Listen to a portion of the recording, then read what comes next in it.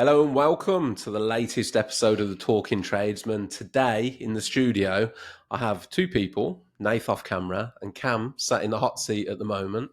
So I've got Nath and Cam from Training Trades and also, as you will no doubt notice and recognise, Nath from Nice Decor joining me a bit later in the conversation. So guys, thank you very much for making the effort to coming down today. Cam, we're straight into you. Nath has got his sound on his phone already.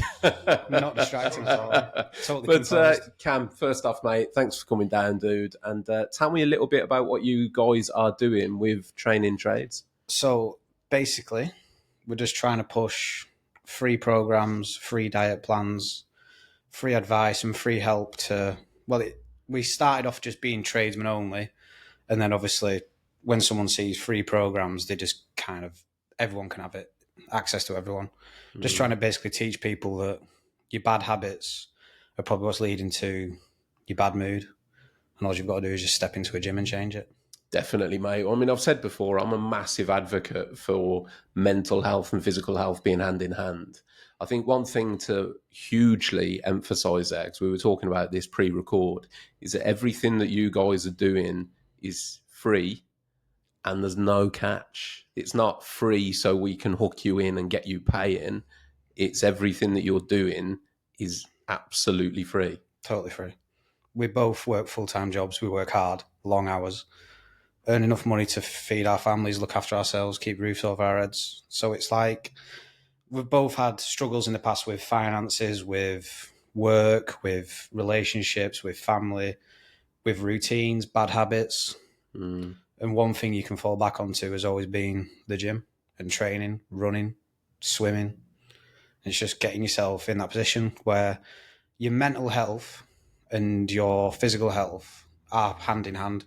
One won't improve without the other. You've got to look after both, and they both help each other. If you're fat, overweight, drinking all the time, your mood's probably not going to be the best.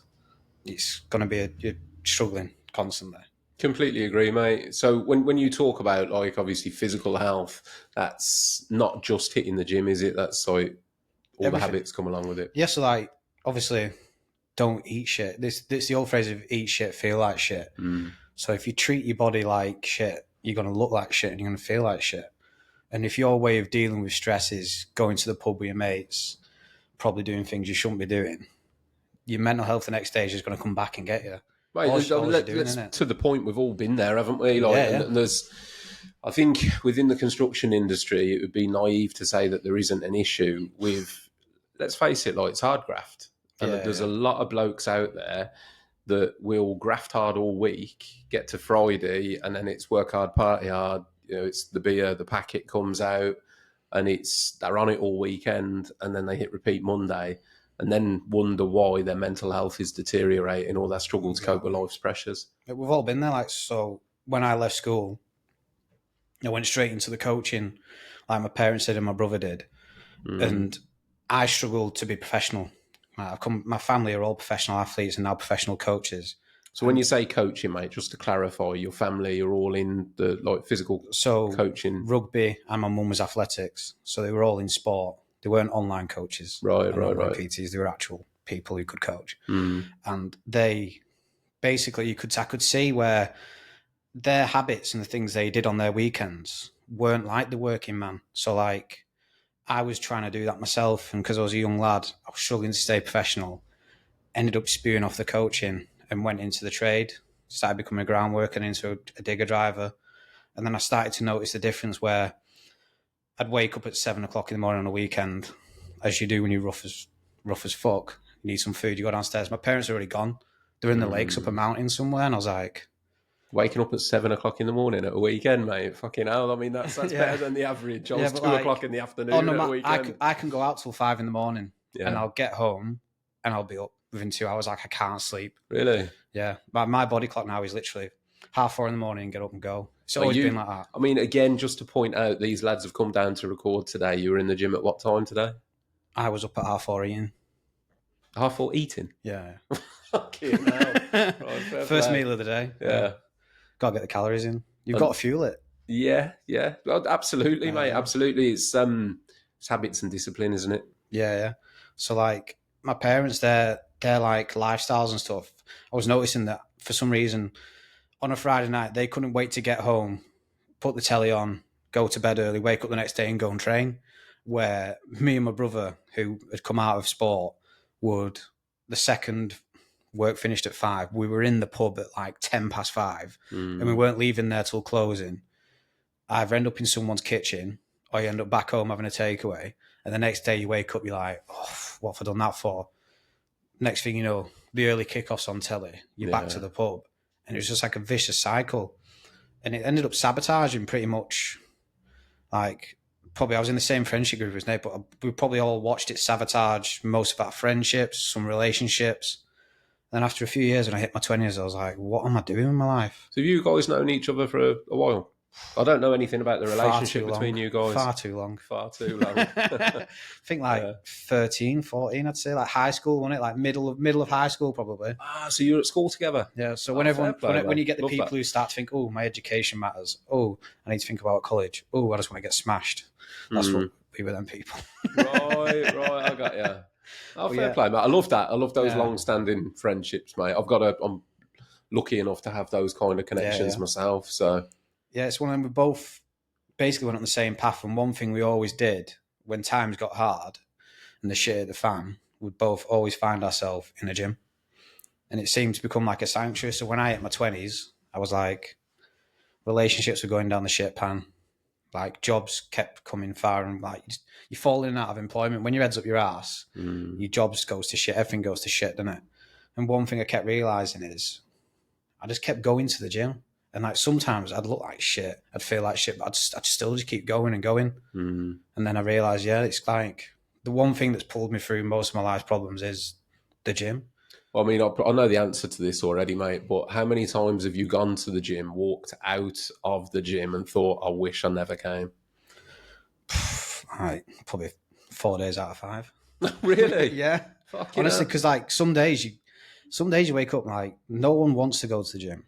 But when you come out, you still feel like you wish you hadn't done it. Yeah. It's a never-ending vicious cycle. I feel better.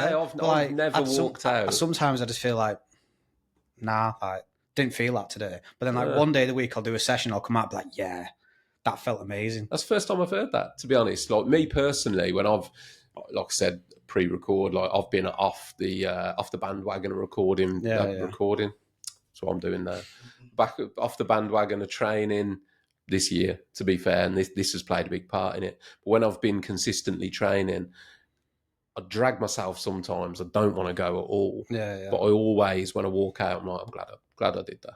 Yeah, it's like I go in like, and it's different because I've been doing it for so long. Like I go in there and I'm like, I get myself geared up and I do it, and I'm like, I come out and I'm like, oh shit, that wasn't good that today. Like just went like, and then I feel like you had a bad workout. And then some days you come out and you feel like on top of the world. But then like I have Saturday off, and then Saturday I'm sat there like I can't fucking wait to get back in the gym. It's a vicious circle, isn't it? How many days a week do you train then? 6? So, yeah, sometimes 5, sometimes 6. Sometimes if I wake up on a Sunday and I'm feeling like, you know what I need the other day, I'll do it. Because then on Monday you feel like you can overtrain. That's probably why some of the days I'm coming out and I feel like, oh, what was that? Best thing you can do sometimes is, like you're saying, is having like a few months off of not doing it. And then when you get back in there, it's like a second wind and you'll take off again and you'll feel great about it. It comes in waves. Yeah, absolutely, mate. I mean, before we move too far past it, just while people are still paying attention, to go back to the whole you're doing all this for free. If anyone listening is intrigued by that, how do they approach you? What do you offer them? Like, let's do a case example. So I'm feeling, do you know what? I've had, probably correct in my case actually, I've had 8 months where I've inconsistently trained, I've put weight on, but I'm feeling a bit shit in myself. I heard you on the Talking Tradesmen podcast, reaching out to you, like, what can you guys do for me? Literally, what is your goal? It's as simple as that. People just message us saying like, someone messaged me the other day saying like, I need some diet advice. And I was like, right, but I said like, what is your goal? Because for all I know, the other person at the end of that chat could be 10 stone built like a twig and they want to get big. Or it could be someone who's clinically obese and wants to get small. So literally just ask whatever you want. If you want to know what to do when you get to a gym, if you want to be confident going to a gym, we'll come with you. We've literally said it to so many people. We've had one or two people flirt with the idea and then they go quiet because they're obviously quite nervous to go. But if people want to go to the gym and they don't know what to do, we'll tell you. We'll show you what we did to get confident. You don't have to go in there and start chucking weights around. You can go there and just go on the cross trainer for 10 minutes and then leave. And then the next day maybe go in the weights area. Or maybe next time go to a spin class. But literally, if people just drop us a message, I've got a lot of people who train at home and they have like dumbbells and little barbells at home. And like they'll send me a picture saying, "Oh, what can I do with this?" So like it's literally simply just whatever you think you want to do, full body circuits. If you want a full on stringent diet program to cut down, I can get that. If you want a program to bulk and get as big as you physically can without PEDs, I can help you with that. Literally whatever you want to do in regards to your health and fitness, even your mental health. We had a guy from Canada messaging us. I think in the States they have like a lot of processed foods, don't they? Like there's no such thing as like whole foods or organic. Yeah. And he was saying like, "Oh, I'm really, really struggling to find any type of food that will be good for me." And I was like, well, the best thing you could do then is single ingredient foods. No one needs to go like full Eddie Abu, like absolutely psycho. But you can just eat whole foods. And I think he said he couldn't really afford to join a gym I think he lives in an area where gyms are like quite lucrative. So he literally now, every day after work, he'll go home, he'll eat his tea and he just goes for a walk down the beach. And we set a goal. I said to him, "Well, how many steps are you doing in a day?" Because he had a smartwatch and he said, "I'm doing about 5,000 to 8,000. I said, "Well, why don't you make your goal like 10? Try getting 10,000 in." And then I said, maybe then you could run 5K. I said, then you could walk 10K and then run your 10K. And it's been a month and he's running 10K. Really? In 1 month? I've never even seen this guy face to face. I have no idea who he is or what he looks like, but he's within the space of a month, he can run 10K. You're quite right though, mate. I think joining a gym or getting a fitness program or a coach or a PT can seem quite daunting to somebody that hasn't really done much of that. I mean, first time back when I first got into training in the gym, so I used to play football a lot. So it was all cardio. I didn't really touch weights. And the thought of when I used to look over at the weight section and everything, like the free weights, rather than the machines are easy, aren't they? A lot of them have got diagrams on that literally tell you what to do and how to sit. But when you look at the free weights, it's a bit like, yeah, because you see the Instagram fill videos of people dropping barbells on the face. You don't want to look a twat, do you? Basically, let's be honest. You don't want to look a knob. You've got to. It's one of them. You've got to rip the plaster off, and you've just got to go and do it. So, like, I do have people who say to me, "I'm not too sure. I'm not confident." I say, "Well, just go there and just literally just go in and go, right, I'm going to go on that machine today. So just do all the upper body machines. Just do them all. Go on." And they're like, "Oh, how many sets to do?" Blah, blah, blah. Like, I could send you a really strict program of like exactly what intensity you need to be training at. But if you're brand new to it, just walk in there and go, right, I'm going to walk on the treadmill for 20 minutes and then I'm going to do all the upper body machines. There's literally a picture on it showing you what to do. Just get on it and do it. The thing with coaches and online coaches and personal trainers and these transformation people is you've got to realize there's only one reason they're posting transformation pictures, and it's not for you. It's for them. They're what they is a product, and they're selling a product. They're not selling you this dream life of how you can change and how your life can improve. They're not really asked about that. They just want to be able to go, right, this is Bill, who was 20 stone last week, and now he's been smashing the gym every day. He's been weighing his food, and all he does is live and breathe the gym. His wife's left him, but yeah, he looks great. Look at this picture. Like no one looks at the real picture of a guy who's working 10, 12 hours a day like we all do, and then having to go to the gym for 30, 40 minutes. It feels like a chore, and it can be a chore. So the last thing you want is some PT that's literally just battering you with information and programs that you're not going to stick to. So like that's kind of one thing we realised is when Nathan himself did his own transformation, he was quite skeptical about posting his progress. And that's why this page started, because I was like, well, no, what you've got to look at is your progress and your progress pictures, your transformation, is that will inspire other people. Absolutely, and it has, yeah. So like the PTs and the online coaches, they use it as clickbait and as like a hook to get clients, where we're using it to inspire people. We want people to look and go, he works full time. He's got kids. He's running a business, and look at him. And it's like, yeah, you can have all them things and you can still look after yourself. Because at the end of the day, if you don't look after your physical and mental health, probably the things that are good in your life won't last very long, because you're going to be on a downward spiral at some point. If you're not happy and healthy, people probably won't want to be around you. Let's take a moment there to say a massive thank you to our headline sponsors, Zinza, and have a quick chat about their new product, Bin Aqua. Now, Zinza Bin needs no introduction, but have you heard of the Bin Aqua? It's their most innovative launch yet, and it does everything that Bin does, but it's water-based. It's a water-based 4-in-1 primer, sealer, stain and odour blocker. It's designed to block all stains, including water, nicotine and mould, and it expertly seals, unlike Zinza Bin, interior and exterior. Now, I can hand on heart say that I've used this product regularly in my own business and it performs excellently. Fully endorsed. Go and check out Zinza Bin Aqua. Let's get back to the episode. True, mate. I think you touched on it earlier that they go hand in hand. I think it's probably virtually impossible, if not impossible, to have very poor physical health and good mental health. Yes. I'd argue maybe it is possible to do the other. You can have poor mental health and be physically, technically fit. Yeah. Your life might be completely out of balance, like you just said, but I think you can probably be physically healthy and mentally unhealthy. I don't think it works the other way around. I don't think you can possibly be physically extremely unhealthy and mentally healthy. Yeah, so like when I come out of coaching and I went into the trade, I was probably about 10 stone, piss wet through. There was nothing to me because I was playing. I was going to the gym at 6 in the morning because I couldn't drive. So I had to get a lift to work with my mum. But the catch was she went to the gym on the way to work. So looks like I was going to the gym at 6 in the morning then. So some days I'd get there and I'd be that tired. I'd be like, nah, I'll sleep in the car in the car park, set my alarm. And then when I needed to get a shower before she come out, I'd go in and get a shower in the gym, not even train, just get a shower and then go to work. Yeah. But at one point for about 2 years, I was going to the gym every morning, then going playing and coaching football all day. And then I'd finish before my parents. So to get a lift home, I'd go to the gym again and train again. So I was to a point where I was training so much. And like I said, my mental health at that point was absolutely just gone. Like I was probably lost. I was in a relationship that I was lost in. I was lost as a person. I was in my early 20s. So your early 20s is where you find yourself.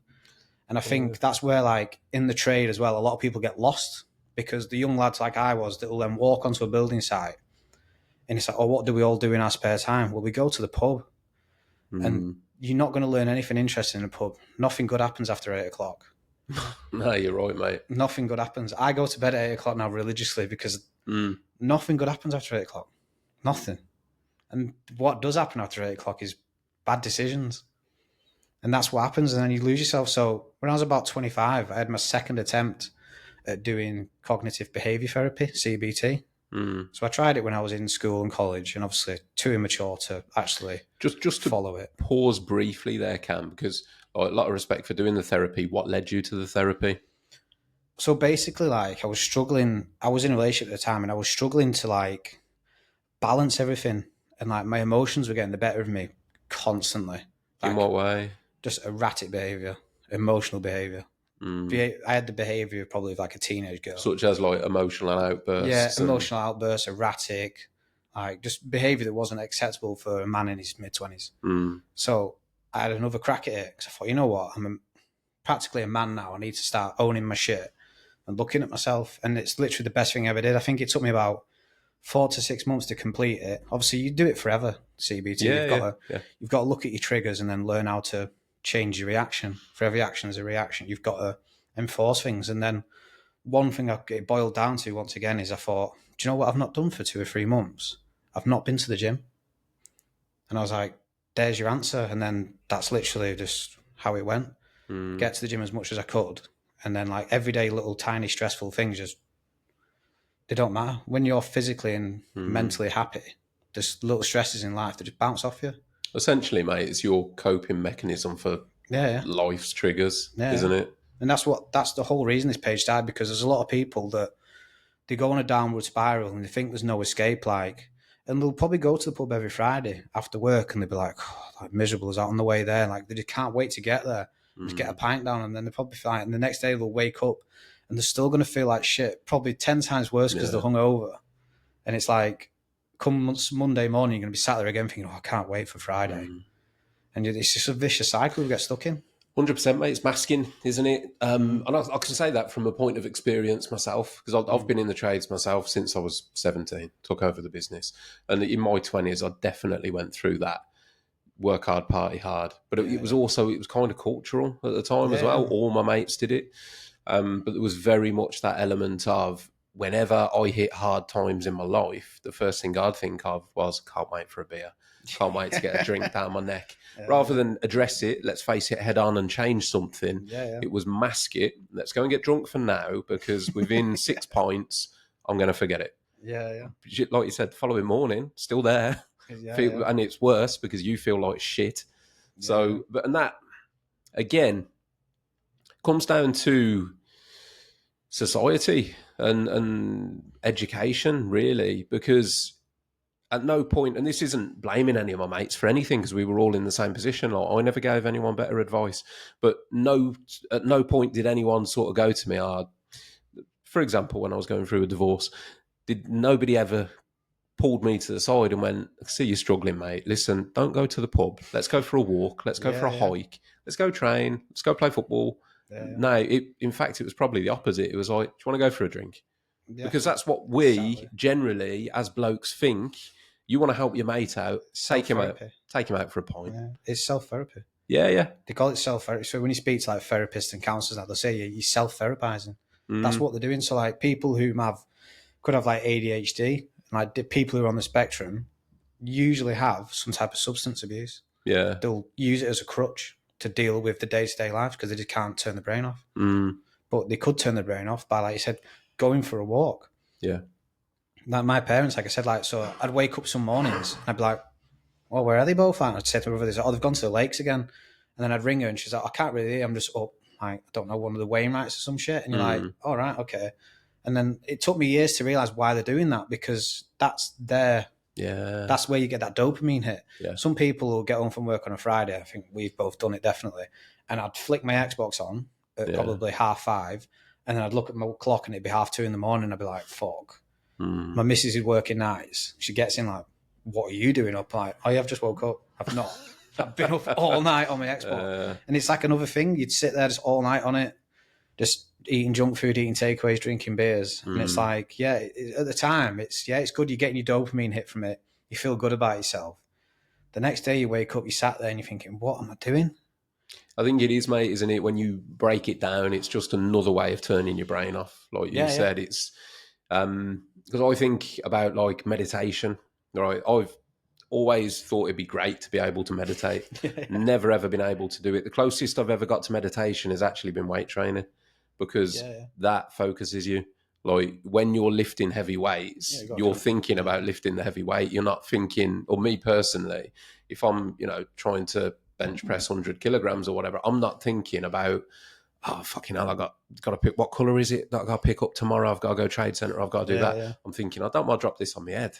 You know what I mean? Yeah. So to me, it pulls you into the moment. And I think that's all meditation is, personally, is being right in that moment. It's like hyper focusing on something that's not causing you any damage. It's like on our page, we'll talk a lot about discipline, consistency. We try and avoid motivation because being motivated is a really difficult thing to do because some people struggle to get out of bed in the morning. And some people have to drag themselves to work. So the last thing you're going to do is be motivated to go to the gym. It doesn't last. Where your consistency and being disciplined and telling yourself, no, I get up tomorrow at 4:30. I have my first meal. I go to the gym before work. I get my session done and I go about my day.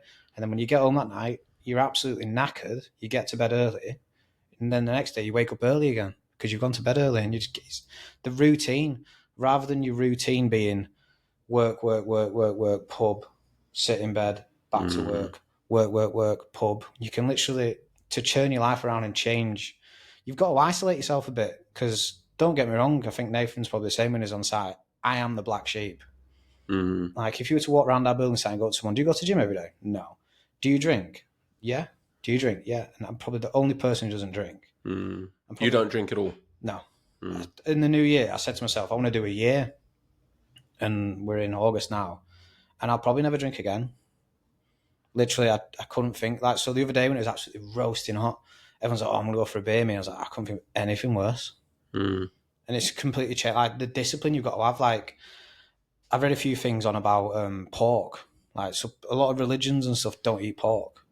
So I said to myself, you know what? I'll have a do with that and not eat pork. So I don't even eat pork anymore. And What's the basis on that then, mate? basically people try saying it's like a dirty meat, there's parasites in it and stuff like that. But I just literally did it to test myself.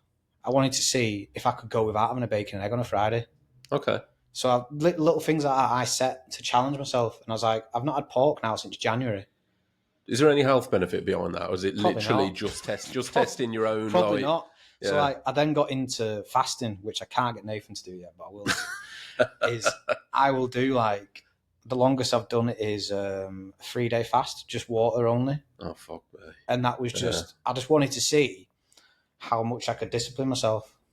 Like, it's little challenges for myself, because you can go to the gym and stuff like that, but it's very easy to get complacent and bored. So like, I've been now for the past 3 or 4 months, I've been trying to eat 4,000 calories a day to try and get bigger and gain more muscle mass. And in September, I know I'm going to fast again, because I probably do it now like 3 or 4 times a year, and that's literally just a little discipline check to see if I've got that mental strength to do it. It's, don't get me wrong, the fact when you break the fast, it is literally the best feeling in the world. Like food's never tasted so good, but like you've got to challenge yourself. Some people will go their whole life and never do something they don't want to do. And Nathan's a big advocate as well for that, and so am I. Is like you've got to do things you don't like. You'll see our page, like we post a lot of gym content, but we also post a lot of motivational or inspiring clips from like people like Joe Rogan, people like David Goggins. We'll post funny ones from Will Ferrell because the things he says are absolutely insane. But like they're there to like motivate people and inspire people to push themselves. Like I think Nathan went through a spell, and I did, of having cold showers, because they say it's like a cold shower therapy. I think it's like they say it releases like a shock protein to your body. Like it's supposed to basically, if you have a cold shower at the beginning of the day, they say the rest of the day is easy because you've done that in the morning. And I remember getting to a point where I was enjoying the cold showers. So I was like, right, so I'll stop having the cold showers now then, because it's pointless doing it. Yeah. And I was right. Nathan did the same thing. Looked into it. I was like, well, no, because I'm enjoying the cold showers now, so stop doing them. So you've got to constantly be challenging yourself. Right, I see. I've looked into all that, the cold water therapy. Yeah. I've read the Wim Hof books and all that kind of thing, and I love the sound of it, but I just can't bring myself to do it, man. It's horrible. Yeah, that's it. Like the one thing for me in the I'm not a morning person, never have been. So the thought of getting in a cold shower, cold plunge, I don't mind, but the running water element of a cold shower, I think, is 10 times worse. It's horrific. Yeah, I'm not going to say it's like the best thing. It's absolutely horrific. But then it got to a point where I was like, after the gym, you'd be training and be like, oh, you're sweating your back out in the gym. Like, I can't wait to get in that shower. And I was like, right, I need to stop the cold showers now. And then I'll go back to them when I think, you know what? When you don't enjoy it anymore. I think that I'll go do that again. Like I've done. So back in January, I had to do cryo chambers. Have you heard of a cryo chamber? Yeah. And I had to do ice baths because I dropped 130 straight onto my chest. So I nearly died, basically. Fucking hell, mate. Yeah. How did that happen? Nath, were you spotting? No. This is it. So I've trained my whole life, and like I consider myself a powerlifter because I could literally shift weight that I shouldn't be able to shift. For someone who's natty, which means natural, doesn't take steroids, I literally could shift unbelievable amount of weight. I could deadlift 250, I could squat 200, and I could bench 135, which isn't normal to do on your own. And literally one day in January, I'd been struggling to go in the mornings. So for some reason, I thought, you know what, I'll go after work. And I went after work. I shouldn't have done. I was tired. I was ready for bed. Literally just picked it up, did a couple of reps, put it back. And I thought, right, I'll do another set. And literally picked it up. And then it went black. And then like come back around, the bar was just on my chest. So you passed out? I don't know. Literally don't know. It literally hit my chest. I was just on the bar. I was like, oh shit. Wriggled it down. Basically hip thrusted it off me. I was just sat there just like spinning. Felt like I was just in a dark room just spinning. A couple of people come to me like, you're all right, you're all right. I was like, yeah, fine. Obviously adrenaline kicked in. Go to my locker, get my bag. Luckily, the shopping centre that my gym's in, there's a walking centre. So I was like, I rang my missus, she went to go straight into the walking centre. Got myself in the walking centre, and then it just hit me. Like, I felt like a crisp packet. and my body was just shrinking up. I honestly couldn't breathe or anything. And then got my mum to pick me up, and then I was voice noting Nathan while I was in hospital on morphine, just like laughing and giggling and stuff like that, telling me what I was done. He was like, "What do you mean you've dropped 130 straight on your chest?" I was like, "Literally that. 130 just landed on my chest." And then What had it done, injury-wise? severe internal bruising, luckily. I didn't break a single bone in my body. It literally, I don't know why, I don't know how, but it landed there. Literally, probably the worst place it could landed. Didn't damage anything. I had a scan that day, and then 2 weeks later, I went back and said, right, I want another scan because I was concerned. They're like, no, you're literally fine. There's nothing wrong with you. And that's how I then thought of the cold showers and the cold water therapy, because basically my whole midsection was just red, obviously from like the pressure. And the only thing that would soothe it was literally ice cold water or cryo chambers. And I don't know if you've ever been to a cryo chamber. No. I know what they are, They're but I've never fucking well expensive. Like, I think I spent about 500 quid, and I was doing it once a week for about a month. A ridiculous price. Yeah. But then I could go to work and work, self-employed, got to work, still went to work. And I didn't go to the gym then for 6 weeks. And I literally then thought, right, well, and then I started thinking, I'm just going to have a few beers on the sofa tonight. And I thought, no, I won't do that. So I went to Argos instead and bought an exercise bike. Got the iPad. Have you heard of Jersey Shore? Yeah. So I put Jersey Shore on the iPad before work, sit there watching Jersey Shore on the exercise bike every day before work. Fair play, and then mate. Go get a cold shower. Do you know what? Life is all choices, isn't it? Yeah. It is. And the easy choices are generally the ones that lead you down the wrong path. Yeah. Because it would have been so easy to pick up the beer, feel sorry for yourself. Exactly. Well, it was a prime time. It was a prime time. Because like my dad said it to me as well. He said that was your perfect time to go, oh, fuck it, and just fall back in. My dad and mum were like, I can't believe with battered and bruised ribs, you sat on an exercise bike at 5 in the morning. Like, why are you doing it? Mum was like, just have a few weeks off. And I was like, no. Like, she was like, you're not a professional athlete. There's nothing to worry about. Just literally take a back step. And I was like, well, no, because then what else am I doing to fill my time? I literally looked at it. I thought, I need to. That's the same thing again. It's the discipline. I thought, no matter what I'm doing, I've got to be doing something other than just going to the pub after work or sitting on my sofa drinking beer, watching some shit series that's gonna always be shit. How important would you say like goal setting is? So in terms of goals, I think it depends what depends what life you've got. So like some people have goals they want to hit, but then they're not realistic to the lives they've got. So like some people will say like, I want to be absolutely shredded, and I want to. Some people have an image in their head of looking like Arnold Schwarzenegger.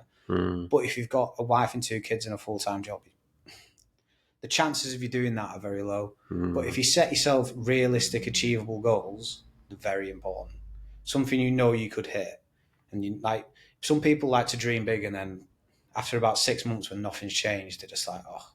I think it's the difference, isn't it, between goals and targets? Yeah. Goals, you move on. Yeah. So it's like incremental goal setting. Yeah. I like that. That's what I do in many areas of my life. Do you know what I mean? Not just training, but business, anything really. Incremental goal setting, because once you hit it, it's like take a moment, enjoy it.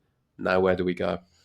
Whereas targets, it's like I want to lose 5 stone. That's a big ass target. A lot of people do it though, because it's the same again. Why the page started is because you'll scroll through Instagram. If you sit with your wife or your mate and you have a conversation about the gym, for some unbeknown reason, you open your phone and your next 3 reels that would be, Cam. For some reason, you're watching people in the gym. Thanks to this conversation, I'm going to have months of this now. Yeah. But like, you'll open your phone, and for some reason, for men our age, the first thing you'll see is a girl with her shorts pulled right up her ass doing squats. That's how you do them, innit? Yeah, basically. Squats. If they're not short enough, you're not trying hard enough. But like, and then people then they'll look at the transformation pictures that these coaches and these PTs put on, and they'll look at it and go, like, I could do that. And it actually has the opposite effect, because then they look at that, and after like 6 months, they're like, oh, why have I not done this? Why is this not changing? And then they give up, and they don't realize that but what you have gained is you've disciplined yourself, you've changed your lifestyle, you've been going to the gym 4 or 5 days a week for 6 months. Yeah, you might not have looked much difference, but you weren't going to the gym 4 or 5 times a week beforehand. So you've improved, you've disciplined yourself. It's a long process, mate, isn't it? And quite often, the way I look at it is people, so they go to the extremes. People don't get obese overnight, and they don't get No, obese within a 6 week no. period. It's probably 6 years, and Yeah. quite often it can take the same portion of time to go back. But It creeps up on again, you. thanks to over promotion of 6 week programs, 12 week programs, Yeah. let's get shredded programs, it gives it an unrealistic expectation of what you can achieve. Like if I go and start training, like me knowing, I guess what I know about training, I know the weight that I've put on. So I'm 2 stone overweight now for me. Being in, again, not shredded, but decent nick is 2 stone less than I currently weigh. Yeah. I know that it would probably take me 4 to 6 months at a steady, sustainable rate, Balanced lifestyle. balanced to lose. I could probably drop that 2 stone in 6 weeks if I wanted, but it's coming straight back on afterwards. Yeah, You know what I mean? Everyone can get in shape for Ibiza with the lads. Everyone can do Exactly. it. Yeah. Because all you'd do is probably starve yourself and smash the weights. You've got Exactly that. It's about the big picture. So like some people message our page, and there was one lad, and like I think he said he weighed like 90 kilograms. I'm not sure what that is in stone. I think that's like 13, 14 stone maybe. Not too sure. Well, I think I'm 102, which is 16, just over 16 stone. I think that's about right. Sounds about right to you. Yeah. So he messaged the page as a young lad. His profile was private, so I couldn't see, but I could see his picture. Like he didn't look overweight, didn't look underweight. And he messaged saying, "Oh, I'm struggling to get my calories in. I'm struggling to gain muscle." And I was like, right. I said, "What are you training like?" And he told me what training. I said, "What you're eating?" He was like myself. He eats whole foods only. So like, I'm on like I'd say like an 80-20 split where 20% of the things I eat are shit. Probably Eddie would have me head off for it, but like 80% of it's good. So speaking to him, I was like, "What are you doing?" And blah blah blah. And he said, "Well," and then he showed me his latest like. So he did like a cut where he'd like dropped some weight, and like I looked at him, I was like, "Mate, you're in unbelievable shape." I was like, "You look unreal." Like, what? He was like, "I want to gain more muscle." And I was like, "Yeah, but why?" I was like, "Why?" He said, "I just want to get bigger." And I was like, "Right, so how many calories are you eating a day?" And he's like, 5,000. Right, so that's a lot of calories for you to be eating a day. The guy was about, I'd say probably about 6 foot, 90 kilograms. He was in good shape. And I basically said to him, I said, "Mate, I can give you some diet advice and I can give you some programs, but like, you're fine. Yeah. Like, I don't know what you're trying to achieve." He's probably looking and setting goals and setting targets, but then he's looking on social media and he's seeing these guys jacked out of the reds. He's looking at people like the Trend Twins and people like Sam Sulek who are absolutely gobbling PEDs like the Skittles. And he's looking at them going, "Oh, why am I like that? I eat that much." It's like, because you don't go to the gym full time. There's people who promote healthy lifestyles and transformations and we're here to help ethos onto you, but they don't live your life. They're not working men like we are. I think what it is, Cam, like I've said this before, I'm open-minded. Like I'm very much like, you do what you want to do. So if people out there and they are taking PEDs or whatever it might be, I'm fully for. I don't take them, but if Yeah. people want to better themselves and the way they can see themselves being better, looking better, and feeling better is by taking PEDs, take them. I think the problem comes when you've got the likes of those high-profile PED users that are claiming that they're natural. So you've got the people on socials going, "Well, why don't I look like?" Well, it's clear. It was a recent high-profile one. Was that? What's his name? The Liver King. Yeah. Again, I got this big because I eat raw testicles. Like, nah, bro, you didn't. And then it all came out, didn't he? They'd got like a shopping list of PEDs, like it's that 10 grand a month or something he was spending on them. But at the end of the day, so this is where people go wrong, is like a PT, a body coach, a nutritionalist, all them type of people. They are a salesman. They're trying to sell a lifestyle to you. So they see you as the prey. They're the big, strong, healthy, bulked up, massive guy. They sell to you, "Do you want to look like me? So do all this." But they can't then tell you that they take PEDs because then it gives up the ghost, doesn't it? The cat's out of the bag then. Yeah. Although it's like the cat's out the bag, but kind of everyone can hear the cat anyway, can't they? The cat's meowing really fucking loud. Yeah, it's literally that. And like there's a lot of, I would say to a lot of people now, is like if you are on Instagram, these people who offer like 6 months of coaching and like 12 months of coaching, and you see the transformation pictures and you think, "Fuck me, like how have they managed that?" they've pushed PEDs onto the clients. Mm. They are doing it. Like there's a lot of people now who offer blood work. So they're an online coach and they're a PT, and they're, a part of their package is to get the blood work done. Why do I need my blood work done? So they can test your testosterone levels. All right, okay, so the person who sells PEDs wants to do my blood work. I wonder why. I wonder if you're low. I wonder if you're low. I was watching when that comes out. I was watching a podcast the other week, and there's a comedian, a stand-up comedian, and he's turned his life around. He's come off the drugs and stuff like that. Basically, like we're all saying about doing, he's changed his habits, and he got his blood work done. So, and the person come back to him and said, "Oh yeah, your testosterone's low." So he went, "Well, hang on a minute, right?" So he goes to the NHS, and before he went to the appointment, he did what all men did that think gets rid of testosterone. He did it 5 times before he went to get his blood done. And he went and got his bloods done, and the NHS said he had high testosterone, and he's perfectly fine for a man in his 40s. Really? So these online coaches are basically saying, well, let's get your blood work done.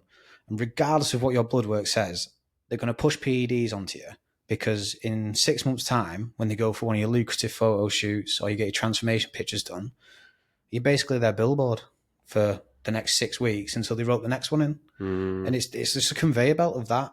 Don't get me wrong, there's a lot of really good PTs out there. And there's a lot of really good PTs and really good coaches that we follow on our account that we've done collabs with. There's be ones that I share their stories. I'll share some of their transformation pictures, because I know that I know that person. I know the type of person they are, and they don't push shit. They genuinely are people with a second income, and they're doing that because they just enjoy doing it. There's I follow a few ex-bodybuilders that I know, a few ex-strongmen that I know, and they're just being online coaches because it's the new thing. It's literally, but it's riddled now with like false advertising. It's literally that. It's like it's like the McDonald's adverts, and they're all sat there smiling, scranning on burgers, all in great shape. There's no fat people on the McDonald's advert, is there? True. So like, why would you PTs and online coaches do anything different? And again, man, there's value in pointing that out, I think. Yeah. Because it's easy for people to get a little bit lost in the smoke and the steam around it all. And everyone wants, because they're selling something that everyone wants, technically. Yeah. Like, everyone wants to look their best and be their best. But the reality is, it's interesting to me, I won't go too deep into it because it's a long conversation, but it's interesting to me to just watch how society has changed. Yeah. And when you look at pictures of, like, you've all seen the pictures, like a beach in the 60s. Yeah. And you look at the shape, but to me, that a lot of those people looked healthy, but they're not ripped. They're not overly muscled. It's processed foods, isn't it? It's balance again. It's that the Industrial Revolution changed the country massively, didn't it? So like, I think like people didn't start having cancer in their bodies when they died until after the Industrial Revolution, and then like there's chemicals in processed foods that you probably shouldn't be putting in your body. Oh, loads, yeah. I don't really know the science behind it. I know a lot of people do, but like, if there's more than one ingredient in a food, you probably shouldn't be eating it. And there's a lot of online coaches now that be like, oh yeah, of course you can have a Subway on. Of course you can have a Subway on this diet. Of course you can have a Greggs on this diet. But like, why would you tell someone who wants a PT that? If someone's coming to you and they want a PT and they want an online coach because they want to lose weight, they want to be hearing some shit they don't want to hear. Like, no, you can't have a Greggs for a few weeks, mate. Because at the end of the day, there's a lot of coaches and PTs that aren't trying to help you. And that was one of the main core factors of this page, is that we just want to help people. We want to show people that literally anyone can walk into a gym and train and turn their life around. Or even if your life's not even that bad, or you just want to train and feel better, you want to look better, you don't have to have some fancy program. You don't have to wear a full Gymshark outfit. You can literally just turn up in your old shit clothes. Go in your work clothes if they'll let you. I've done that many times. Just go in your work clothes and just like go doss in the gym for a bit. You don't have to go in there and be grunting and throwing dumbbells around. We do that because we're dickheads, but like you don't have to be that guy. You can go in there and just like go on the upper body machines, go on the Smith machine so you don't drop a barbell on your chest. Just do the normal things, and eventually it'll come to like second nature where you really enjoy it. Either way, mate, it's better than being in the pub, isn't it? Well, yeah, because nothing interesting happens after 8 o'clock in the pub. Definitely True. not. What about before 8 o'clock, Cam? You get yourself in there at opening at 12. That's 8 hours of drinking. That's when they're serving food. True. That's when they're serving food. I mean, again, man, I'm gonna keep re-emphasising this, that you lads are doing that for free. That there's no option to pay you. You can do if you want, but I'm probably not going to accept it. We There you go. had one guy. I don't think he was English, and he was like, "Oh, how much for this and that?" I was like, "No." Like I said, it's all free. What do you want? Yeah. Because like people message me saying, "I want to do this. I want to do that." I was like, "Right. So what's your goal? Do you want to build muscle? Do you want to lose fat?" Because I can't. If some people message you like, "I want free programs," right, for what? What do you want to do specific? Because I could just literally send you all of my programs, and then you'll get them all and go, "Oh, that's too much to read," and you'll just fuck them off. Some people don't believe it. I was going to say, mate, I think, because I said this, and if I'm being honest, my reaction to hearing that would be dubious. Yeah. You know, and it's massive credit to you lads for the fact that you are putting yourselves out there, giving out your time, your knowledge, and everything for free. But hearing that, I would be dubious. I would be thinking, yeah, it's not going to be free in the a lot end. of the They're going to online hook me guys now, somewhere. they'll say to you, "Oh, comment free, and I'll send you this free chest workout and stuff like that." And then you do that, you comment, and then for the next 6 months, you get inboxed every single day. Yeah. Are you ready to start your transformation? Are you ready to be the better you? Some holidays are coming up. Do you want to change? And it's like, you end up blocking the guy because you're like, mate, I don't want to listen to your bullshit anymore. Where with us, I'm not going to message you. If you like my post, like there's a few things where I've said like this post, comment on it, share it to your story, and drop me a message. If you want to get my attention, I'll reach out to you. I've reached out to loads of people. That's wicked, mate. Honestly, like, massive credit to you two for doing this. It's brilliant. I didn't understand this before today.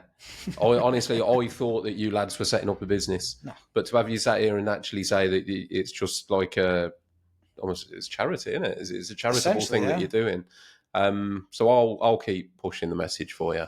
Yeah, it's literally... In the end, you'll message me and be like, "Russ, fucking wind your neck in, mate. We got 300 people." So that's it. One thing I will say to people is like, obviously, when you message me, just remember that I'm a dad. I work full-time. Nathan works full-time. So it might be a day before we reply. But like literally, we will message. We'll send you any diet plans we've got. We'll send you any workout regimes or training plans. We've had a lot of people that literally just wanted to talk. Which was quite, for someone who's done therapy, I was a bit like, oh shit, like what do I say to this guy? And like literally just wanted a bit of motivation. He was the same type of person. He said he was sitting on his couch. He was American. I'm sitting on my couch just drinking a few beers. I don't really feel like doing much. And like after talking, he's like, oh, like I'm just with my dog. And I was like, take your dog for a walk then. And then like a few days later, he was like, oh yeah, I've joined the gym. I'm doing this. And it's like, I think he was a decorator as well, actually. I don't know where you all come from. It's weird. There's so many decorators. I know, yeah. Like, we all come out of the woodwork. He was saying, like, I sent him a few programs and stuff like that, and he's like, oh, I'm not doing that. Because he looked at it, he was like, nah. In fact, turned out he was like, in his mid-40s, I can't do that, can't. And he said, oh, I really like strongman training. And I was like, right, well, so I did him like a bit of like a strength and power program, just mainly barbell work. And he goes and does a barbell complex 3 times a week now, and that's his training. That's enough, yeah. He just goes 3 times a week, picks up a barbell, he's got himself a weight belt and that. And he's literally not bothered about how he looks or how he seems. He just does it just to be happy. And he sits on his sofa still, drinking beer sometimes, but at least he's doing something else as well. That's the thing, isn't there? It's incremental. And the problem is, I think with the fitness industry, there is a lot of that. It's such a difference in people sort of go, well, you're either here or you're there. Yeah. But there's a lot of space in between that.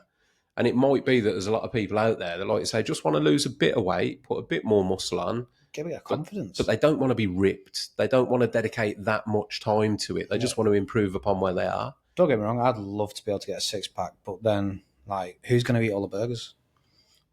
They need eating, Cam. They need eating. I eat like an absolute pig, but I go to the gym and I absolutely annihilate myself 6 days a week, so I can get away with it.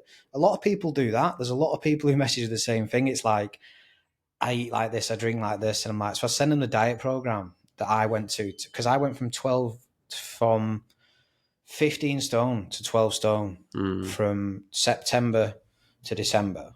And then in January, I then started to gain muscle again because I got all that fat off. Yeah. So when I did that, I thought, what I'll do is I'll write down the diet I'm having. So then I could give it to like my friends and people like that. And like I sent it to one of my friends and he went, yeah, not in a fucking million years am I eating like that. It was an awful diet. Like I'm never eating like that again. What? Briefly outline it. How many calories did you drop down to? So I was probably on like a deficit of about 500 calories. So I was having about 1,500 calories a day. But I was eating, for breakfast, I was having chicken and veg. For dinner, I was having beef and veg. And for my tea, I was having fish and veg. It was that shit. Fish and rice, yeah. exactly what coming And my I didn't go head full then. Danny Andrews, who also follows the page, by the way. Okay, fair play. Shout out to Fish and Rice Cakes too. Shout out to Danny, yeah. But yeah, it's mad to see what he's done off the back of that. Yeah. Mad. Now selling rice cakes, which are really good. Is that actually what he's doing there? He's selling rice cakes. Joe, not fish flavoured rice cakes, just rice cakes. And they're actually really, really good. I saw him pop up, I think it was on one of these dating shows. I saw him. Yeah, they pull him onto come back anything, out. don't they? Because honestly, he's a proper character, mate. But like, if you speak, honestly, one of the most nicest, humblest guys you'll ever speak to in your life. He comes across that way. Yeah, he's from where I'm from as well, Barrow-in-Furness. Okay. Biggest cul-de-sac in the world. Yeah. But honestly, like one of the nicest guys you'll ever meet. And then when you look at the guy, wow, absolute tank of a man. Yeah, he's a big lad, isn't he? Yeah. He's not even 6 foot. He's only a small guy. Just absolutely jacked. That's what Fish and Rice Cakes does for you, mate. Honestly, the diet you'll put yourself on, honestly, I felt like him when I was doing it. Like Nathan said the same thing, like fish and a rice cake. That's like the diet you put yourself on to cut down. But then it's the same thing we said before about setting the goals and stuff. Like you've got to set your realistic goals, because I can send the diet programs to people and stuff like that, and be honest and go like, nah, I'm not fucking eating like that, mate. So one of the main things I'll say to people is, right, well, how many calories do you have a day now? And they'll say, I'm like, right, so you want to put yourself in a deficit. So like all these PTs that post these workouts, like get abs in 6 weeks with this training regime.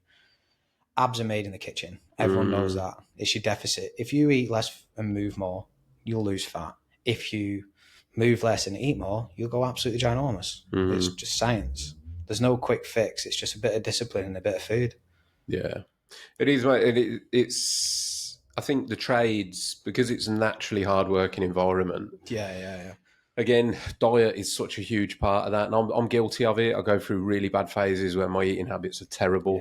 It's meal deals, it's grabbing a Greggs, and it's all time for me. And I know that's an excuse, but it is. And there's a lot of people that follow the same thing. So, it's like Greggs in the morning, Tesco meal deal, other supermarkets are available in midday. Today. And First then, time in a while I had a Greggs today. Did you? Yeah. How was it? Sound. Proper want to do it loads. Literally, I had it today, like Greggs, and I was like, oh.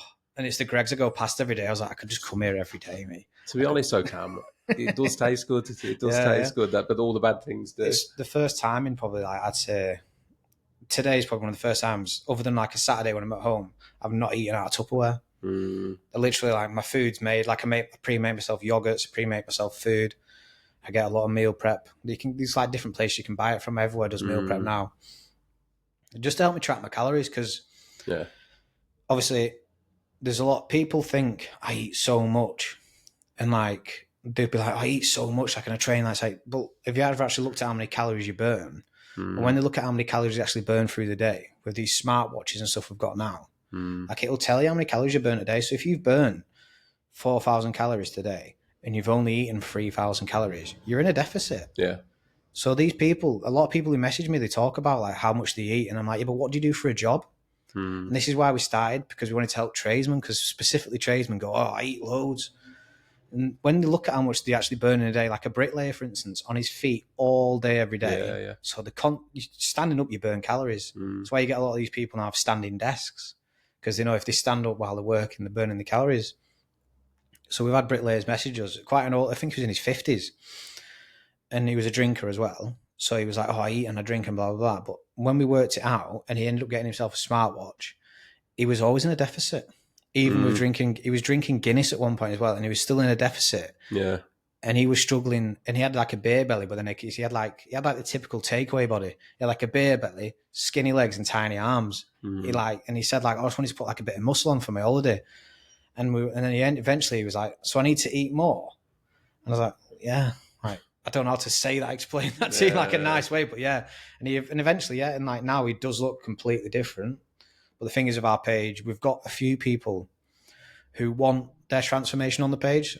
I think probably because it might, I don't know, they obviously get like a bit of a buzz from it. Absolutely. So there's nothing wrong with that. One of my fiancés, her best friend, her fella, he did a Chorley 10K, I think it was. And so he sent me a few little clips and videos, and he wanted his transformation on, so we put it on. There was a lad called Joe. I think he's from down this way somewhere. He wanted his on, so yeah. I said to him, yeah, just share it to your story and I'll put it on the page. Some people want the transformation. I think it's give themselves a bit of credibility to be like, look what I've done, a bit of sense of achievement, which I think they're the transformations that are good to share. When we've helped people and they go, no, I want you to do like a reel for me, because me, like Nathan, his editing's mad. Like we all used to take the piss when he was younger, when he first started it, because it was hilarious. It was like watching CBeebies or something. I've only just started doing it myself, like talking to the camera and that when I train or when I'm on my walks, and like when I was on a run at like stupid o'clock in the morning running 10k before work, and I'm shouting at the camera. I was like, why am I doing that? Like, what a bellend. Then like it becomes like addictive, doesn't it? Like, and I can see why people do it now. But like Nathan's editing and stuff like that, the things he does for our reels, and like it's like. I like got to first when we started the page, I'd like just video myself and take pictures, and I'd just go like click, send it all to Nathan. Go, Nathan, make something of that. And he probably sat in his bedroom like hours of editing just for me. So now people will say to us, "Oh no, make me." They'll send one of my reels, and they'll be like, "Oh, make me one like this with me in it." So I'm like, all right, okay. And then like some people will be like, "Oh, use this song though." And I'm like, yeah, but that track's not trending, so let's use this one. Like, it's mad. Different world, Cam. It really is, mate. It's mad. But the more you do it, the more comfortable you get with it. But I take your point. I mean, there's nothing wrong with the transformation when it's organic. Yeah, exactly. When it's enforced and it's there, like you say, to become a product. All you've got to do with many things in life is look at the reason behind it. Yeah. If it's genuinely a transformation that has been organic and you're proud and you want to show it off and put that milestone out there for yourself and for others to offer inspiration, brilliant, man. Go with it. Yeah, it's definitely a thing. So like I think we've had two females that have messaged and stuff. Come on in, Nave. Don't worry. Don't have to be quiet. They'll see you coming in anyway. You're all right. I've had a couple of women like message that were interested in doing the program and stuff like that. This was one of the girls that she basically sent me a picture of like some dumbbells and like a barbell on the floor, and she was like, I don't want to go to a gym because let's be honest, there's a lot of creepy guys in the gym, a lot of old guys that just stare at you for no reason. There's a lot of old guys that just stare at young lads in there, which it's just weird. So a lot of people feel like, I don't know, they feel like it's like their territory when people walk in. And this girl was basically saying, listen, I'm never going to go to a gym. Because I even said to her, because she lives quite close, I said, well, just come with one of us. Like, we'll happily go, no, I'm not doing it. I was like, right, okay. So like, we got into a diet and stuff like that. She was another person. She thought she was eating loads. She wasn't eating anywhere near enough.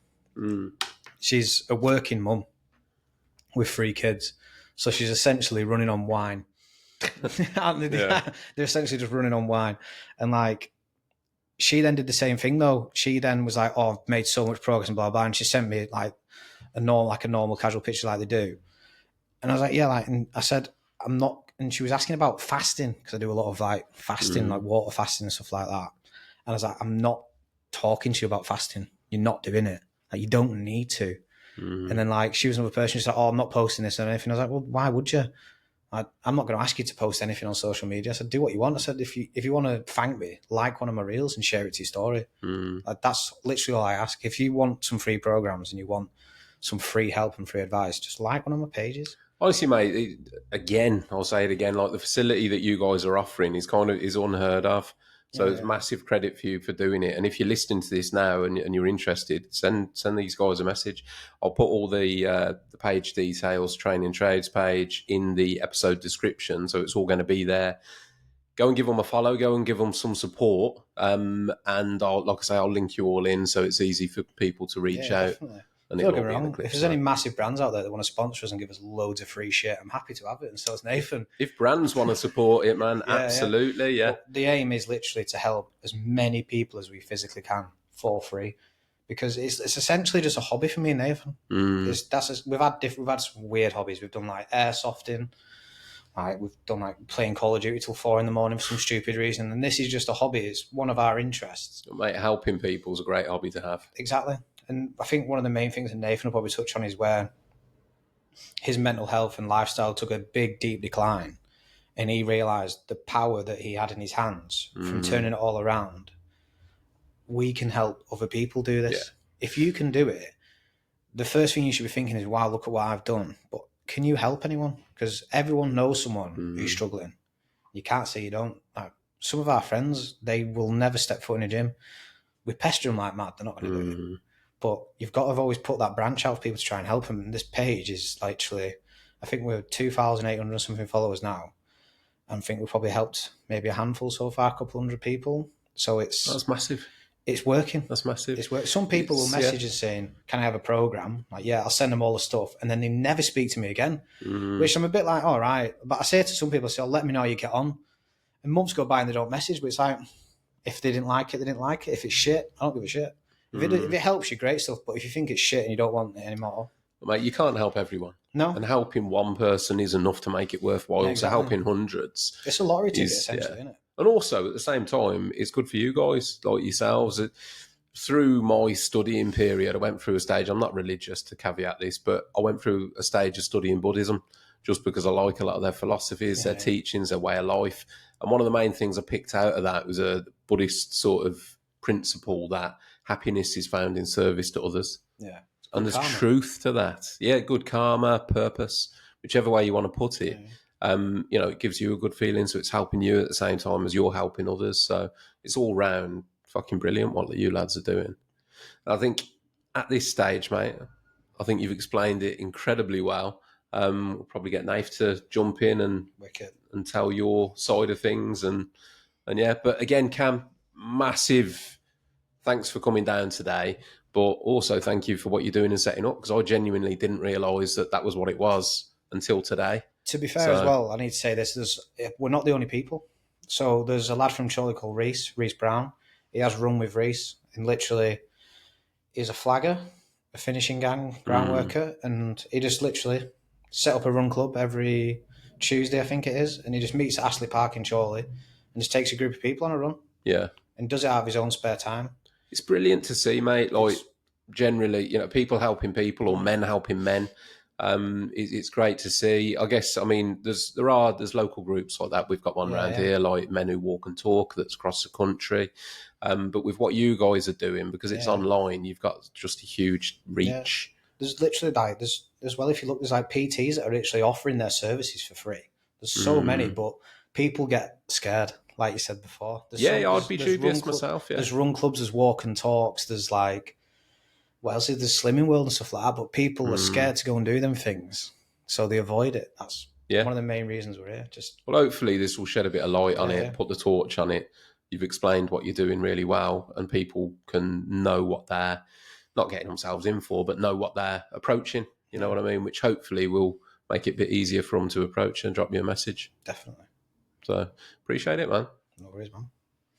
Nath, you're up. That's a good place to pause a moment and say a big thank you to this episode's sponsors, Q1. Q1 offer premium masking solutions, the perfect choice for the professional that demands perfection. Q1 tapes deliver clean, sharp lines every single time. They're designed for superior adhesion and easy removal, leaving no adhesive residue. In addition to the tapes, Q1 offer a whole range of surface protection. Using Q1, your projects look professional and the results speak for themselves. Available in most stores and online at q1tapes.com. The Talking Tradesman would like to offer our sincere thanks to Q1 for offering your support to raise mental health awareness and supporting the podcast from day one. I can speak personally, and I say that I use Q1 in my business on every project. With that said, let's get back to the episode. And we're back. So we've now got Nath from Training Trades, but also you're gonna recognise this bloke from Nice Decor. So same thing to you, Nath. Massive thanks, mate, for coming down today, making the effort to come down and be here and have a chat with me. So pleasure, my friend. Let's get on to your story then, dude. I mean, where's a good place to start for you? Anywhere really. To be honest, I can just jump on for you if you want and start talking.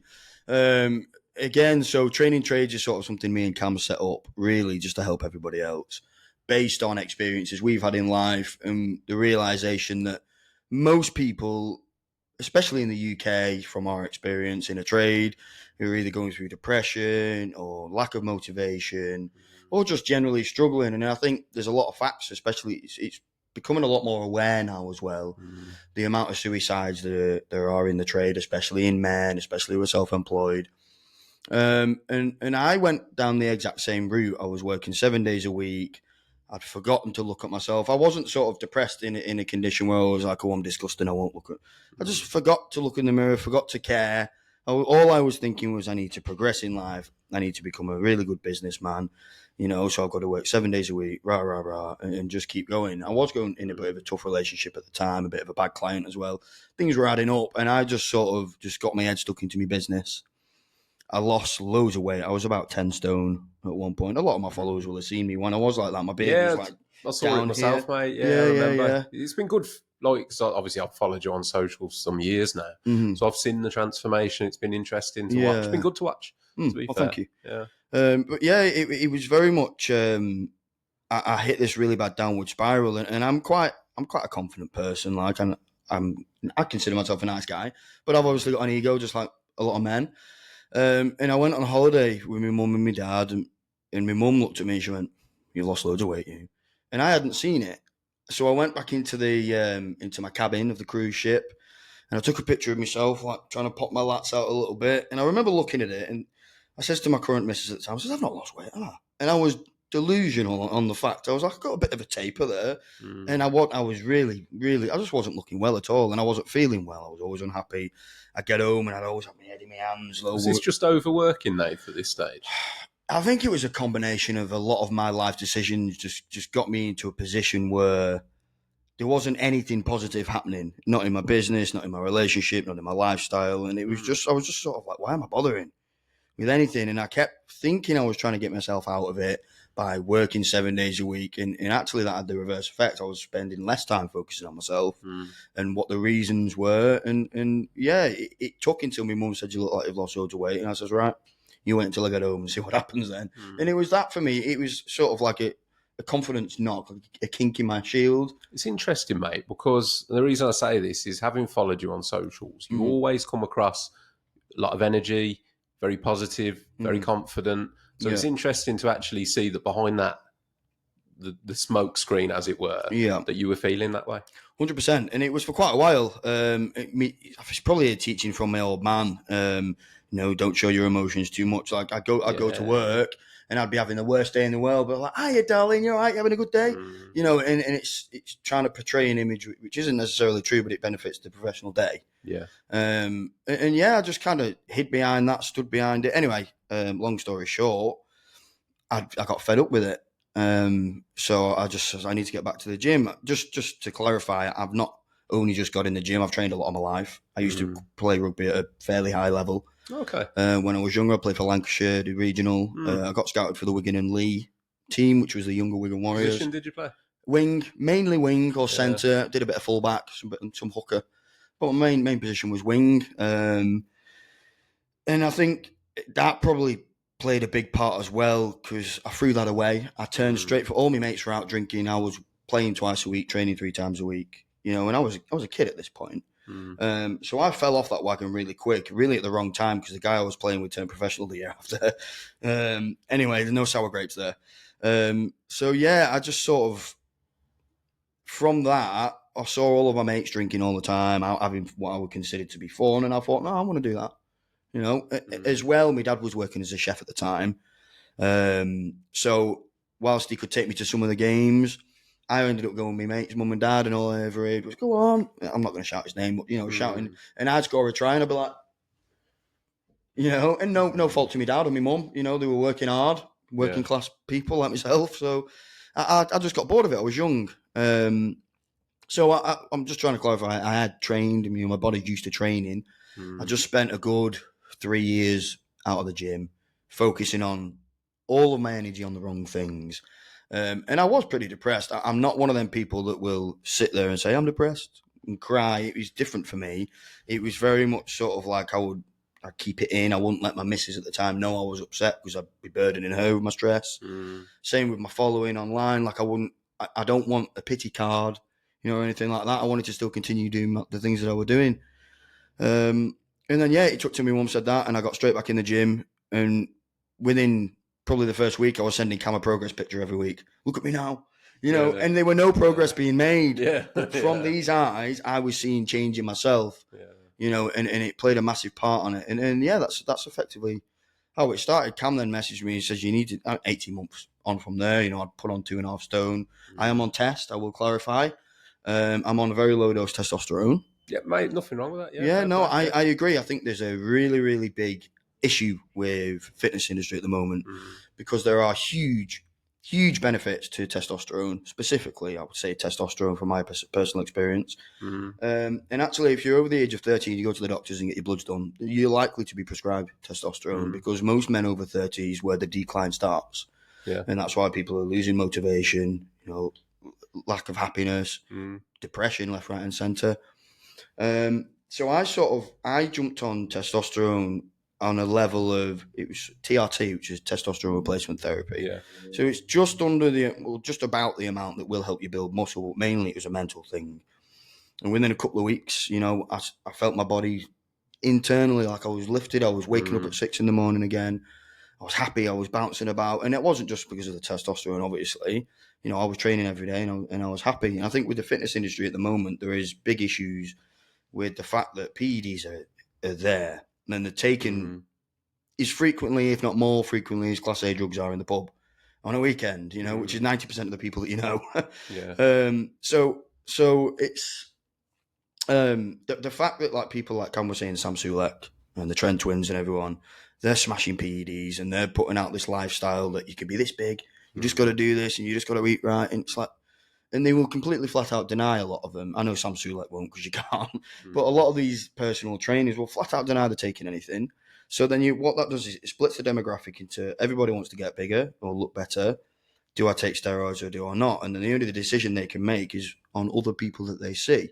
And I think a lot of people who decide to hop on don't have any research done, and they haven't been handed the correct information on how to regulate your body properly. It's not easy to get the info, is it? Though, well, no, exactly this, and that's because nobody's talking about it. Exactly that, yeah. And I think people who are taking anything should talk about the benefits and the negatives of what they're experiencing at the time.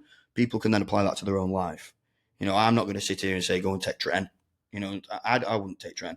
It's too me. For me, it's a synthetic. I'd probably been researching testosterone for many, many years, from my 20s to my 30s. I'd always said that I'll wait till I'm over 30 to hop on anything. And obviously for me, I wanted to be able to keep the progress I'd made. So I wanted it to be sustainable. Now things like Tren and everything like that, you lose a lot of it as soon as you come off. Yeah. Testosterone you keep about 70%, provided you keep going to the gym and eating right. So that's how we got to here effectively. And then Cam was like, you need to post your progress. And that cabin photo I was telling you about is actually the one I said where I was on a cruise, and the one with like a yellow background and I'm really skinny. And that's the photo I use as my example, because that was the day where I took that picture and I was like, oh, I look fine. And now I look back at it and I looked awfully ill. You can't see it in yourself, can you, mate? I mean, my experience, I think I saw you, it was at one of the decorator shows, and then I saw you at the next one, and the difference was remarkable. I'm sure I said to you, I was like, fucking hell, mate, you're looking great. Yeah. And it, but not only do you look a lot better physically, you also seem better in yourself. You know what I mean? Which is it's that whole package, isn't it? Yeah. And to touch on the test thing, again, there's zero judgment, mate. I mean, for me, my life balance has just been out of training at the minute, but I will get back to it. And when I do, and eventually go and get my bloods done, because I've just turned 40, I wouldn't hesitate. If I take, TRT for I don't know how long you can go on it, but I hear Joe Rogan talk about it, and it's very much a look. If you can take something that's going to benefit your life, why would you not? Yeah. Like, if you can combine it with a healthy lifestyle and training, and it's going to make you feel like you're 20 years younger with no adverse health effects, why wouldn't you? Yeah, of course. So I'm absolutely for it, mate. If it improves your quality of life, then I think that's what everything comes down to. When it comes to training, when it comes to mental health, physical health, quality of life, and that's what we're all aiming for, really. Yeah. The problem is with social media and the likes and that kind of thing, it really gets skewed because your values get skewed. Yeah. You end up being given other people's values. And one of the points I was making about that picture in like the 60s, 70s on the beach, like, yes, there weren't the overweight people, but also there weren't the heavily muscled Quite right. people. Yeah. And I spoke to one of my previous guests, Victoria, who's a mental health nurse, and she was saying that like there's a huge rise in the amount of men with eating disorders now. So just bulimia is hugely on the rise, and it's in her mind a lot of it is down to social media and the rise of like the Marvel figure. Do you know what I mean? Yeah, The Captain America. superhero. Yeah. And that is almost weirdly sort of becoming the norm or the expectation. And I'm seeing this with younger generations because my lad's 17, massively into the gym, which on one level is great because he's not interested in the slightest in going to the pub. Yeah. Or That's zero good. interest, That's a which good thing. is great. But at the same time, I do worry that it could become a little bit unbalanced in an obsessive manner for the training because him and his mates are all, all heavily into the gym. And he's told me like some of his friends who are only 16 are already jumping on steroids. Yeah, that's far too soon.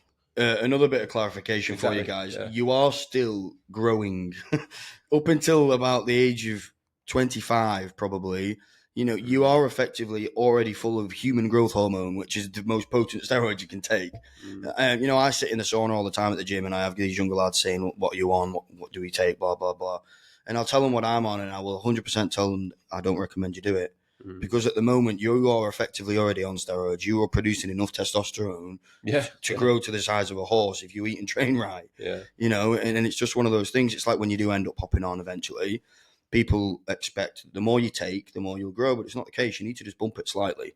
So you start low and then move all the way up. If you used to jump straight on to 5,000 milligram a week like Ronnie Coleman, you're missing out on all of the potential growth on anywhere from 250 milligram all the way up to 5,000. I'll never take that much. I'll never take enough that I want to get huge. Yeah. But I'll continue to take it until I'm at a place where I'm content and happy, and I mean, I guess I'm content and happy now, but there's improvements can always be made, I think. I mean, educate me a bit on it then, Nath. Like, so with test, what do you do? Do you raise your testosterone levels and then maintain it? Or so the natural human testosterone levels range between about 200 and 1,000 for males. So quite a variation anyway. Yeah, but so 1,000 would be in between 800 and 1,000 would be like where you're producing quite a lot. It doesn't tend to go higher than that naturally. If you drop to somewhere around 200 or somewhere like that, that's where they would recommend that you bump it, especially if you're coming out with symptoms like depression, lack of motivation, and things like that. Yeah. And it's literally just that. So they really, if you was to go and get your bloods done, they would try and bring you up closer to around 1,000. They wouldn't say you need more testosterone, start jabbing testosterone. There's numbers to it. And it's, if you go over 1,000, that's where you start coming towards the side effects. What are the side effects? So with testosterone, really it's only an imbalance in your hormones, which could be like, they say you get rage and things from it. I've never once experienced any unhappiness. Even when I come off, because I like to cycle off every now and again to make sure that my mental state still stays right. And I was concerned about the first time because I thought this has really improved my mood. And if I come off, I'm going to go back to the person I was beforehand. And I didn't. Cam even says to me, he says, you've been off for 6 weeks and I haven't seen a change in your personality, which is, that's a benefit for me. Because I think it's the when you make your hormones imbalanced, it's really down to either taking too much or taking a bit and then taking less. And you're not regulating it at a certain amount. So that's when you end up coming out with acne and all that sort of stuff, because you're effectively going through puberty again. It's about controlling it. Yeah. Okay. So long term then, Nath, is that something that you would like stay on forever now to keep a higher level? Or what are your like natural base levels? So to be honest, I'll probably stay on it for quite a while. They do say with test, you can just stay on it forever. But with me, I want to have kids. And what it does do, this is a negative side effect to it. When you're putting testosterone in your body thinks, oh, well, I don't need to produce it anymore. Right. So it will stop producing it for quite a while, but it is reversible. It's 99% every time. Come off it for 6 to 12 months. Your testosterone levels are back to what they would have been previous. But it isn't a fix. It isn't going to bump them up and then it will stay up. Right. It's just purely educational, mate. I don't know a lot about it. Yeah, Hands yeah, up. It's not something I know a lot about. You hear what you hear. yeah. It's the same as like the mood swings. Like everybody's heard of roid rage. Mm-hmm. But I don't think anyone, like me personally, I don't really know what it means. I just assume that people on steroids are like a raging bull. You know what I You mean? do expect But, so, yeah, yeah, and there are aspects of that to it. Even with the testosterone, it's testosterone at the end of the day. It's yeah. what makes a man a man. Mm, But I think when you go towards the train acetates and trenbolone mm, and more synthetic versions, they're like 3 times as potent. And I think that's where the risks come in. yeah. Yeah, they literally, like Cam just said, they stop your brain sending messages Mate, um, to be fair, to like your looking body. at you as an example and seeing where you've gone, where you were, where you've come from, and where you are, Mm-hmm. like you look good now. You Oh, look, thank you. but you don't look. I wouldn't look at you and go, he's definitely on roids. Yeah. You know what I mean? The only thing that would make you think, I wonder if he's supplementing, is Mm. because of knowing where you were. But Yeah. if I didn't know you before and I saw you in the street, I wouldn't look at you and think, "Okay, he's definitely Geared up off juiced." his head. You know Yeah, what I of mean? course. Like Of you just course. look like you look. You can tell you train. Mm. You look like you look after yourself, but you don't look out of.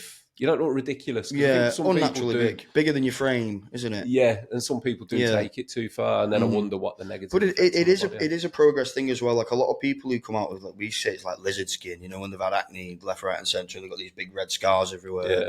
Yeah, And it's because they just kept ploughing it in and in and in, and they've not regulated it. They've not learned how to do anything properly. Look, if you're too scared to go to the doctors, just do your research. Don't do anything on a whim. Think about things, sleep on it again, research it, the good, the bad, and the ugly, and then make an informed decision on things. That's how we look at it. At the end of the day, for me, a little bit of a background from my youth. I used to take a lot of drugs, and this was right up until about 3 years ago. okay. Big on the cocaine, big on marijuana, which I still smoke a bit. But so basically, I was in a really long relationship. In our friend group, we live in a village. Effectively, I just went back about 3 times. Sorry, Mate, so you go back as far as you want to in go. our friend group, we were like a little group of little shits, really. But we were born in we all lived in a village together where there was nothing to do. It was boring, and this isn't just my story. This is a story for all of you lot on camera. You all live the same life. There's nothing to do. There's nowhere to go. It's either the pub or your mate's house. People who don't want to go to the pub are probably sniffing cocaine in the mate's kitchen.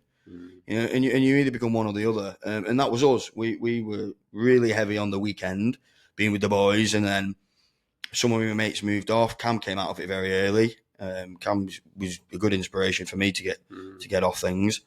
And there was a good 7-year period. I was looking at Cam and thinking, he made it. He got out of there, and we were the same. Like we weren't. I was still going to work every day. I was never to the point where, it would affect my life in a cases. I'd still make sure I got up and did the shit I've got to do. But my mental state was rapidly declining as I was doing it, because you can't possibly be doing the two things at the once. Anyway, so a lot of us, we were on the coke every single week and whatever else we could get our hands on.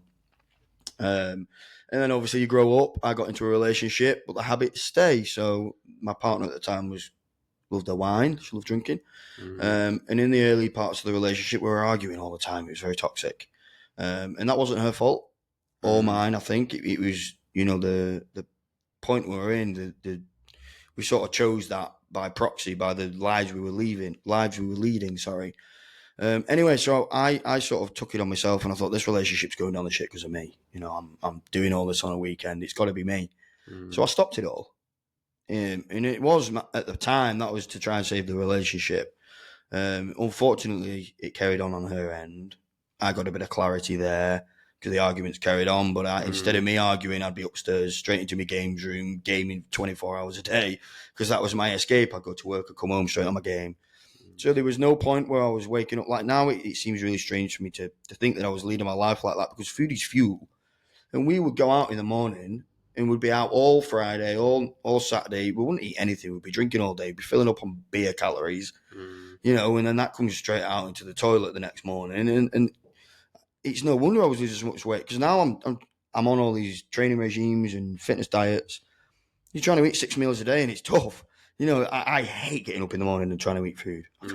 But your body needs that, So to think like now the knowledge that I know now about how much you've got to eat just to grow muscle, because you've got to think what you eat. The first meal that you eat goes into sustaining what you've already got.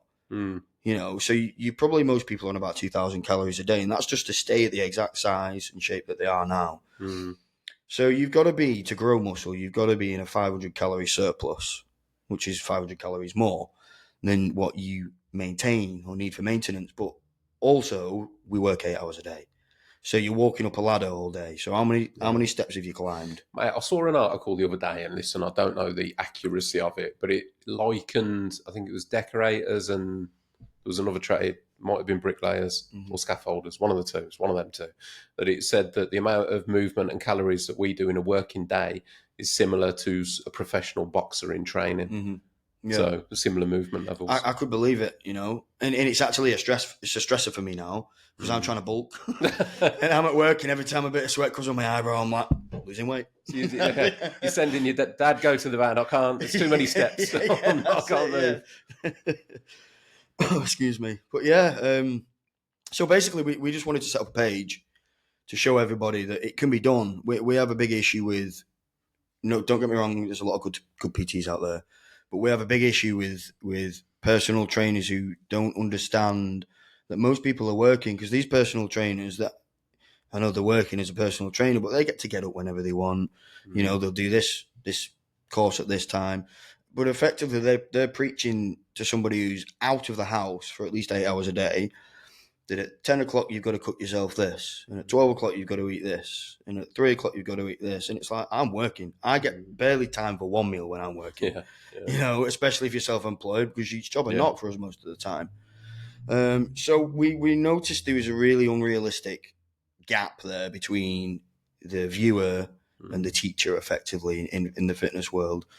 And we just sort of looked at my experience, and all of our mates are sort of living the same thing. They're still, or some of them are still stuck in the weekend. Some of them are depressed, but got a missus, and they're kind of happy. But what we've noticed, an answer to all of our problems has always been some form of exercise or some kind of physical activity, even cleaning your house. The gratification that you get, that's the kind of thing that heals you.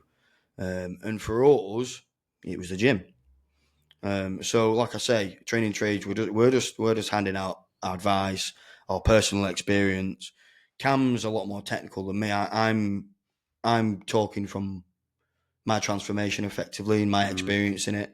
Cam's mum and dad are really, really high up in professional rugby league coaching. Like, they know a lot more than I would say most personal trainers in the country. So the information that we're giving out isn't false. It's not. It's good stuff, you know. And I mean, don't discredit yourself, though. Nate's lived experience is massive, and you've taken yourself from A to B. So that in itself is wealth of knowledge. Yeah, no, thank you for that, mate. Yeah, it's easy though, mate, isn't it, to sort of go, yeah, I've just done it, but what better experience is there than I've done it? Well, this is true. Yeah, I really just mean the point that, you know, obviously we don't charge, and we will never charge for our stuff. That's not at all we want to. Not still at can't all get my head around that.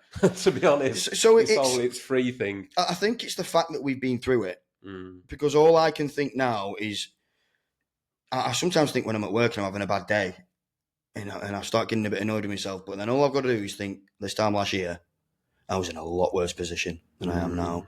And I can put myself back in it exactly how I felt then, and I could make myself feel it again now just by putting myself back in that position. And I think when you've been through it, you can see it in other people who don't even necessarily know they're depressed. And it just makes us want, like, it's the whole country, the whole country specifically, maybe probably even the whole world, especially in men. It's just a huge downward decline for everybody. It is, mate. I mean, you touched on it earlier in our conversation, but to highlight it, the construction industry is the worst industry by demographic to be in for male suicide. It's got the highest figures of male suicide. It's actually a true fact. I think I saw that on your podcast, actually. It is, yeah, it's completely. It's the biggest killer of men now in the UK under 45. Yep. So, again, I mean, that just screams as a problem. Yeah, of course. And if you're in construction, you're 4 times more likely than the average man to end your own life prematurely. I think at the moment it's slightly over 2, but it's effectively 2 people per working day in construction are taking their own life. Yeah. That's, You look at that, man. That's 10 families across the UK Yeah, that's that are crazy. impacted And by it's not looked at. It's suicide. very overlooked. And I think if Yeah. it wasn't for people like yourself Yeah. pushing this thing, and it like you keep giving us props to talking tradesmen. I appreciate it, mate. We the reason we wanted to come on the show is because our ethos follows a very similar one to yours. Yeah, 100%. And what you've done for this community already is huge. It's massive. In honesty, you brought awareness to it. Do you know what, though, a lot Nath? of people. What I'm doing and what you're doing, they just go hand in hand. Mhm. I'm sat here raising awareness and trying to tell people, look, there's a problem. Let's talk about this. Mhm. And trying to highlight, nah, listen, this can't be brushed under the carpet. Look at the Yeah. figures. Look at the statistics. And the worst part about the statistics, unfortunately, is that the trajectory is up. It hasn't It's plateaued. exponential. It's not going down. It's going up. Yeah. The figures, the male suicide figures in construction, according to the latest ONS statistics, are consecutively higher. I think since 2003 or something like. Yeah. It's going up and up and up. And it's like you say, something needs to be done. it's like you say, it is brushed under the carpet. There's this big thing now of toxic masculinity. And I'm probably bad for that on myself. I'm very toxic towards myself because a lot of the time I'll go, oh, I'm a man. I'll deal with it. And I think most men do that. They do, mate. I mean, I hate that phrase. I hate the phrase. I really do, because I know what it means, and I know the point that we're trying to get to with it. However, by labeling toxic masculinity, it's like, okay. I listened to a podcast actually about this recently. With a psychologist, and again, he took a similar position. He said, well, the problem with toxic masculinity is, what is positive masculinity?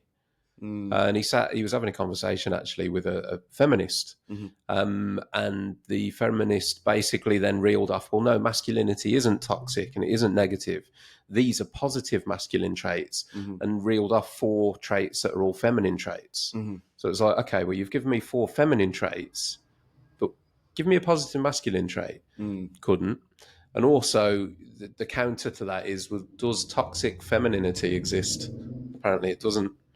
So, toxic masculinity, I think it contributes at the moment to one of the problems with men in society is because we're struggling to find our purpose. I would say that. Because masculinity has been given this shroud of, that negativity. Yeah. 100%. Whereas actually, a lot of men are happy doing masculine things, but now we're almost made to believe that that's a problem. There's something wrong with you. It's like as simple as a man wants to be a provider and the breadwinner. Yeah. What the men mean behind that is, we want to provide you a life. Now, it's been spun now that those men are narcissistic. Or something, because you're trying to stop me from working. Controlling, narcissistic. You want to go out to work, I'm proud of you. Good on you. I'm an old-fashioned bloke, and I've been taught I'm a breadwinner. I'm here to provide and protect. And that's what I'll do. If you want to go out to work, great. You don't have to. Not for me. You summed it up there, mate, in a few words, where you just said, I'm here too. So what that is, mate, that's your purpose. And when you take that away by labelling it as toxic masculinity, you shouldn't do that. All of a sudden now we've got so many men in the country going, what am I here for then? If I'm not here for that, what am I here for? And as soon as you feel that you have no value in society to your friends, family and surrounding people and loved ones, that is where the problem comes in, man. That is a dark and dangerous place to be. 100%. Because once you feel, and like me as a case example, I've got a very strong wife. She's very strong. She's a business owner herself. And I'm all for that. I support all that. I still have my purpose to provide and protect. She can provide for herself too. I would never try and stop that. But I'm still going to try and provide.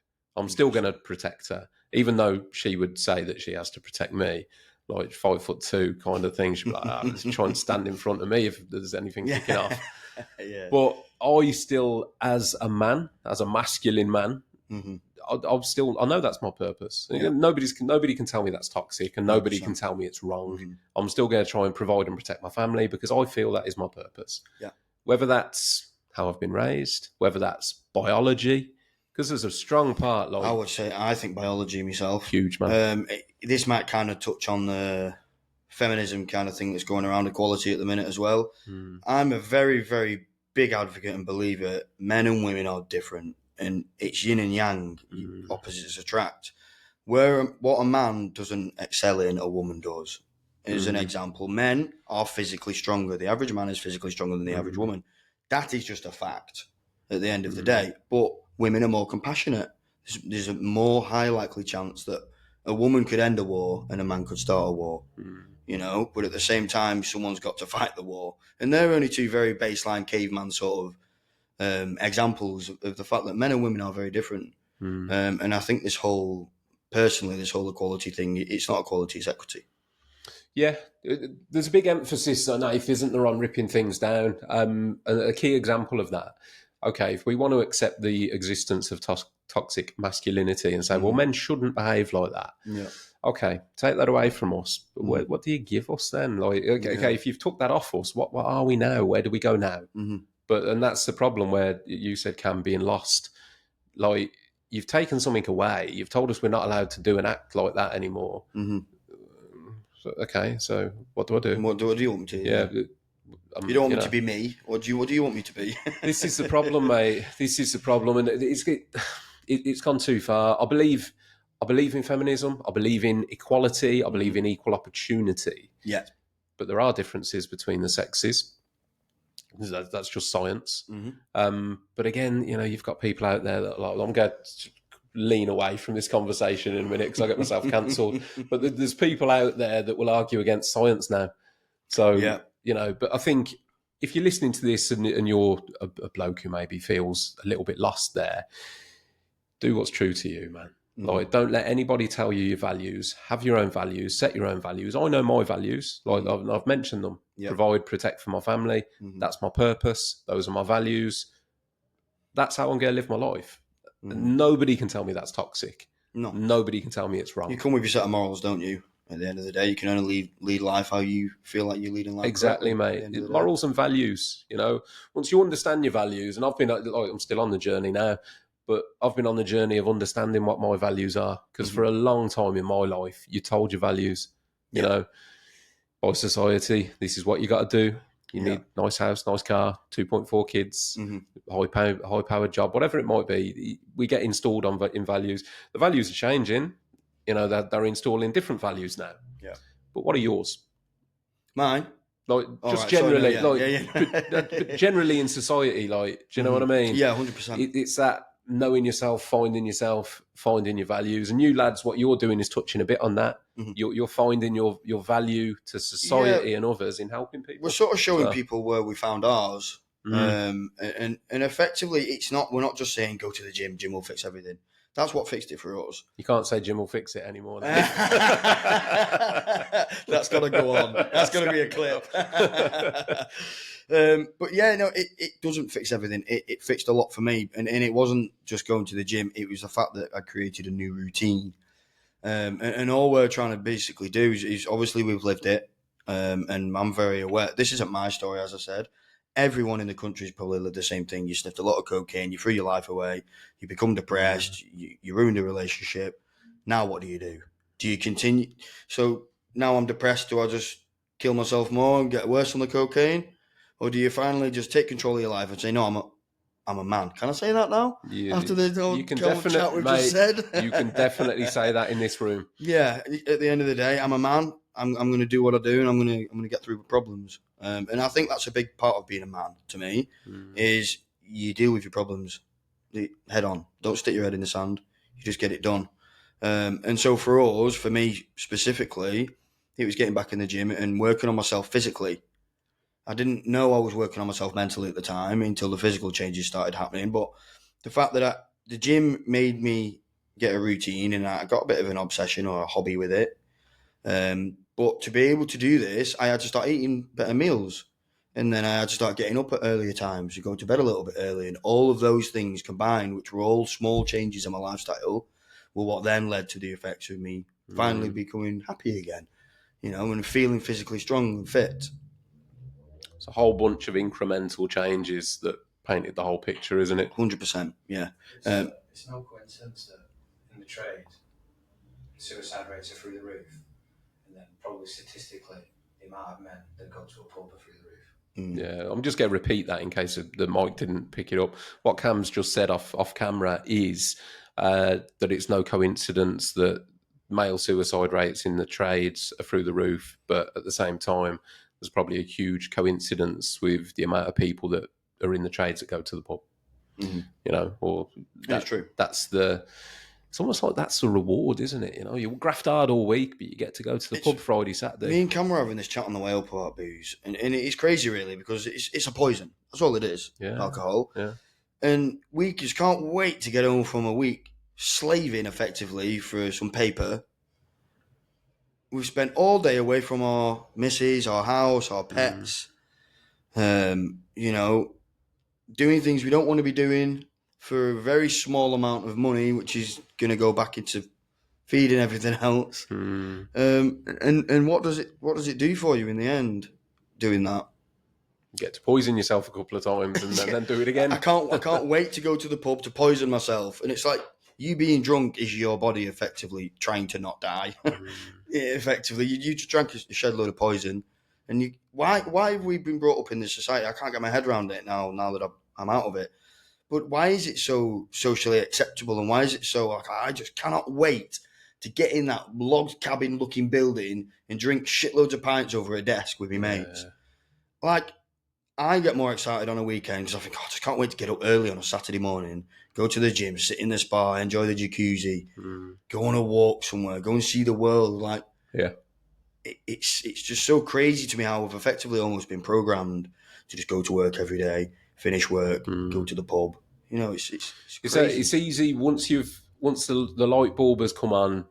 You never sit in the dark again. Yeah, but when you're in the dark, finding that light switch is it's a fishbowl effect, isn't it? Yeah, 100%. And to be fair, if anyone's listening to this now and they're thinking, I'm struggling, you know, you might be depressed, not happy with your life, whatever it might be, have a little look at your habits. And if that is you, and it's no disrespect, because I've done it myself, Naif's done it, we've all done it.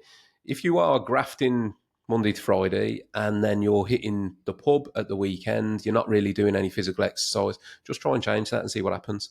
Just try and replace the pub with a level of exercise, whether you don't have to go gym, whether it's just going for a walk, and see if it makes you feel any better. Because if you're sat there depressed thinking there's no way out and nothing to do, what have you tried to change? Have you ticked those boxes? Are you eating healthily, exercising, and you're still feeling shit? Because if you are, and that might be the case, then seek some help. There are steps to take. You can speak to the doctor. You can take advice. Might be other things in your life are pulling you down. But address the things that are in front of you first before you think that there's no way out, you know. It's like change doesn't happen without something changing. Yeah. It's like Cam said to me the other day, under slightly different pretense, context, you can't plough the same field twice and expect a different crop. Slightly different context to what we're talking about here, but it's very similar. You can't continue doing the same routine every single day and expect a different outcome. I think the problem with it, Nath, is that the going out of a weekend, going to the pub, getting on the packet, whatever, currently it's framed as a positive. So it's like if you work really hard this week, your reward is this. Yeah. So when we follow that path and then we take the reward that we're told is a reward and then we feel shit, we go, oh, there's something wrong with me. Because this is what everyone else is does. enjoying it. Yeah, everyone's loving it. But behind closed doors, they're not. They're all still feeling like shit Sunday morning. Everyone's depressed. Yeah, dreading work Monday morning, turning up Monday morning, hanging out their arse.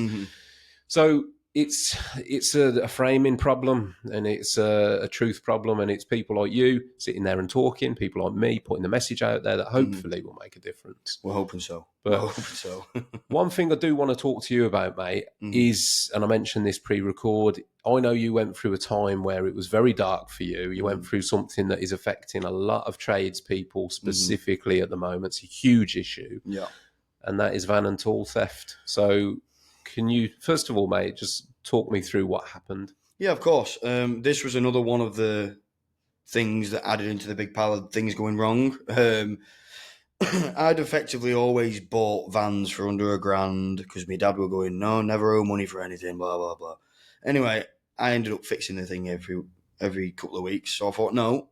Anyway, this was like my first 8 vans. I got fed up of fixing them, so I thought I'm gonna get one on finance. I'm gonna get myself a nice Transit Custom, like 25 grand. I had it a couple of months. Funnily enough, I went to the gym. 12 o'clock Sunday afternoon, really sunny. Car park was full, people walking about everywhere. Went in, 2-hour training session. I locked my van, by the way. Keys were in my bag. 2 hours went by. I come out. I walked up to the parking spot where I thought I'd lost my van, and it wasn't there. There was a bit of glass on the floor. Didn't click to me at all because everyone does it, but I thought, no, not me. It's not happened to me, especially at this time of day. So I walked around the car park a few times, knowing in the back of my head I've not parked anywhere else, but it just wouldn't sink in. Anyway, van had been stolen. I went into the gym, asked for the camera footage. They only have cameras pointing at the front door. Nobody in this complex, because this is the gym, the Lancashire FA, and a netball building or something, all sharing the same 3 car parks in the centre. None of them have cameras on it. No one owns it. None of them take responsibility for it. Yeah. So I went over to, anyway, the van had been stolen. I went into the gym. I told them that you'll come out. I was like, oh my God, are you all right? I was like, I am fine. Just, my van's gone. Anyway, so I rings the police as fast as I could. And they said, oh, sir, this isn't an emergency. Ring 101. Put the phone down on me. So I rings 101. It took 10 minutes to get through the automated thing because it's not hello. You've got to get through all these numbers. All this while, my van's halfway down the motorway, so I'm getting anxiety out of my head about the fact my van's going away. I finally get onto the phone to someone and they was like, okay, yeah, no problem.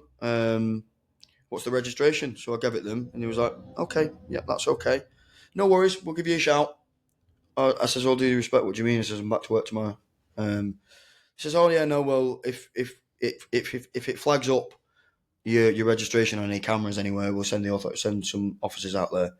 I says, all due respect, I says, I can tell you that they'll have changed the plates by now, and it'll be halfway down the motorway. She says, well, there's nothing else we can do. We'll send you a crime number. And this is the reason that so many people are getting things stolen, because there is no deterrent. From that, I started doing research, and 80% of car thefts get away with it. And this van wasn't just a 23 grand van. It had 3 paint sprayers in it, 2 dustless sanding systems, 15 years worth of kit that I'd bought, even more that my dad had bought and passed down, tools that you buy on a job when you were working down south that you needed for a specific task that you can only get up there, down there. It was everything. And we really need, I know a lot of the lads are starting to try and make a push for the government to do something about this. Yeah. But I think while we're here, we may as well highlight it as well.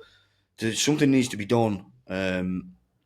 Big petition signing or something to get the government to listen and put bigger ramifications in place for if these things happen. Because there's no support for us. And whilst to them, oh yeah, we'll send you a crime number, your insurance will sort that. Yeah, maybe 6 months down the line, they might sort it out. But what about now? What about tomorrow when I've got to go to work? What about all my tools? Because the insurance seem to think that painters only come with a brush and a roller. Yeah. Out of interest, Nate, did you have tool cover? No. Yeah. No, of course not. But because you never think it's going to happen, do you? And it's just one of those things. I was actually very, very fortunate to have the following I had, because they all chipped in a big GoFundMe and about £1,500 were raised. And in honesty with that got me to work and back for a few weeks and paid for a couple of food shops. There was no way I could have bought all my tools back. I had a lot of people sending tools. I had Rich Wilbraham. I'd like to give him a shout out because he rings me up and he says, send us your address. I says, yeah, no worries, I'll come. He says, well, no, he says, where are you from? I says, I live in Leyland. He says, right, go to your local screw fix tomorrow. And he spent 200 quid of his own money just to buy me a prep bag, some filling knives and things like that.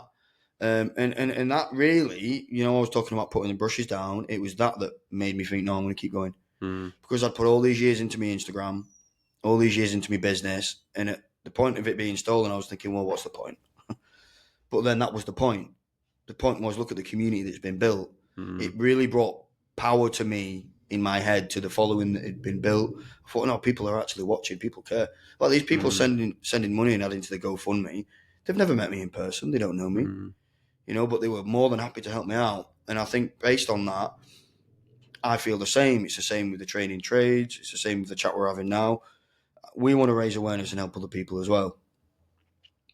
It's huge, mate. I mean, I saw the reaction when it happened with you. And I got, when I saw it had happened to you, and I thought initially, to be honest with you, losing the van is probably the easier bit. It's the tools that's the harder Yeah, bit to tools, replace. Because, like you say, decorating now, I'm the same. I've got dustless sanding set up, sprayers. We're thousands now. It's not the hundreds. No. 15 years ago, you probably could have lost everything in your van and replaced it with 500 quid. Oh yeah, a couple of bags of tea bags, rollers and exactly. Now it's a very different kettle of fish. And that's money that most people can't afford to just reinvest. It's years of build up. It's effectively, when you start a business, you've got to start by, I'll buy myself a scuttle and a roller. Oh, I need a scraper for that bit over there. I'll go and buy the scraper. And then after 15 years, you've got everything you need. Yeah. It is, mate, and you're quite right. The punishment for the crime is pathetic. There's very little deterrent. That's why people are doing it. Mm-hmm. It should be on par with house burglary because it's not. Yep. And when they are robbing vans, taking the tools, it is literally livelihoods and families that are getting broken. Yep. And the problem with theft is if they had caught the people, it's a slap on the wrist, they're back out doing it again. Oh, yeah, there's your van with a broken door. Exactly. The ramifications, I mean, slightly different because it's a high-profile case. And it wasn't a tradesperson, but there was a case of a robbery in London a few months ago now. Jeweler, then he saw it, watch dealer. I'm not 100%. Watch dealer got robbed. Two lads went into his shop, basically tied him up, robbed him, took all his stock, like high-end watches. Yeah. Bloke was insured. However, the following day after the robbery, he took his own life because of everything that he'd lost. Yeah, because to him, he's probably then thinking, well, how am I going to provide for my family? Exactly. That's already struggling. So, okay, those people robbed him of watches, but they caused his death. And how many tradespeople have woken up in the morning to having their van doors ripped off and considered, I'm done. Yeah, 100%. Yeah, and it is rife, because mate. It's only a form of giving up. Like whilst I don't think I would ever even have the strength to do something like that. It's not even a thought that's ever crossed my mind, but giving up certainly has. Yeah. Giving up to me would be just quitting my job, sitting on my couch, going sniffing cocaine until there were nothing left of me. And that's a form of giving up in the same respect. Of course it is. And that's all it is when people commit suicide, they've had enough. A lot of people actually think that they're lifting a burden around the family. 100%. If they was to remove themselves from the situation, which I'll just say to any of you who are thinking that is not the case. Not even close. Not at all, mate. You are loved and you have got a purpose, and your family don't. People will always want to help you. Yeah. I've been fortunate enough to sit here in this room and speak to quite a few people who've got to that stage and have considered or even attempted ending their own life. And it's been insightful because when men do get to that point, it's completely selfless. Yeah. There's a stigma of, it's a selfish decision. But speaking to people who've been there, it's always everyone's better off without me. Exactly. And they think they're doing it for the benefit of others, not to punish or the detriment of others. Yeah. I don't think it happens very often that anyone will take their own life to punish anyone. No. They do it because they are done. They think they're lifting a burden off everybody else and exactly they think they've got nothing left to give. They think that being asleep is better than being awake. Yeah. As simple as that. And getting back to the van theft thing though, mate, I mean, it is still massively rife. I don't know if you saw, but there was an event, bricklaying event, Super Trail. Last week, this was, mate. Last week, some big names in that industry were there. Yeah. Big hitters in the industry on the tools were there promoting it, and all sorts of people. And I think somewhat like 8 vans got done at the event. Yeah, because people turned up. Trade brickies turned up to do the event. Yeah. And on the evening, 8 of the vans got done. Now, I think from what I saw, most people hadn't got anything in their vans. They'd cleaned the van out because they knew it was coming. Because of the fact that all the vans are getting done, but it's a damage done to the vans. I mean, some of the pictures I've seen, mate. I mean, if they can't get through the locks, they'll literally peel the lid of the van. They'll cut through the ceiling, cut through the roof of the van. It's fucking insane. Yeah. But even have you seen how they can take a Range Rover now? Oh yeah, minutes. Yeah. They sit next to your car in the car park with a computer and just unlock your car. Yeah.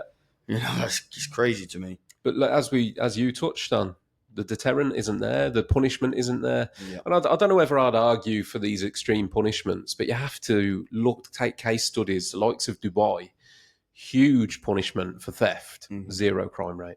Yeah. This is the point. It's even down to teachers in school now can't discipline kids properly. Parents aren't allowed to discipline the kids properly, you know. And I think all of these things we've discussed over today's conversation have led to why society is the way it is now. You know, it's just a rapid decline in every department, isn't it?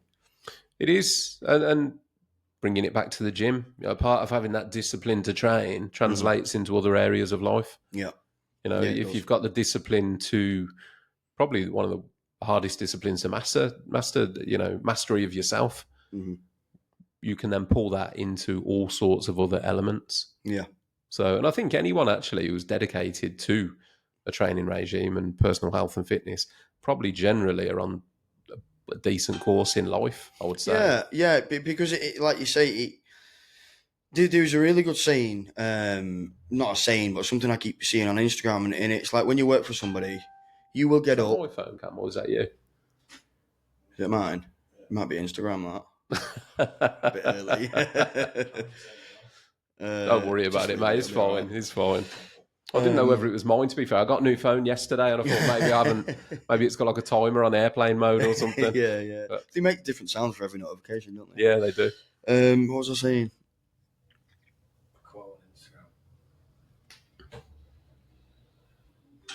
Can't have been that important. Ping it off. It's John again. You were saying about a quote on Instagram or something you keep saying. We were talking about discipline and training and all that kind of thing. Can he get it back? Can he get it back? It's gone Pressure's now. on. It's gone. It's gone now. yeah. We'll leave that one, ladies and It'll gents. come back. It'll come back. Yeah. Well, was there anything else that you wanted to talk about, Nath? No, other than the fact that guys, just go and have a look at Training Trades. You know, like I say, everything's free. I will put your details in the episode description, but tell them anyway. Where can they find you? Yeah, so just head on to Instagram. We're not huge. We've got a couple of thousand followers. Yet. But we're not interested in monetizing or anything like that. We literally just want to tell you our story. Because we know how similar it will be to yours or your brothers or your sisters. And we're showing you how we got out of it. You know, take what you can from it. It's a good point, actually. If you listen to this and it's not for you, but it might be for somebody you know, point them in the direction. And, you know, say that there's a couple of lads that know what they're talking about in training. They're giving out free programs and support, and point them in the direction. Yeah. And like we say, it's not just training like what Russ is doing here, just talking. Even just something can help you out. So just reach out, talk. Absolutely, mate. And that is the message of the podcast. Let's talk.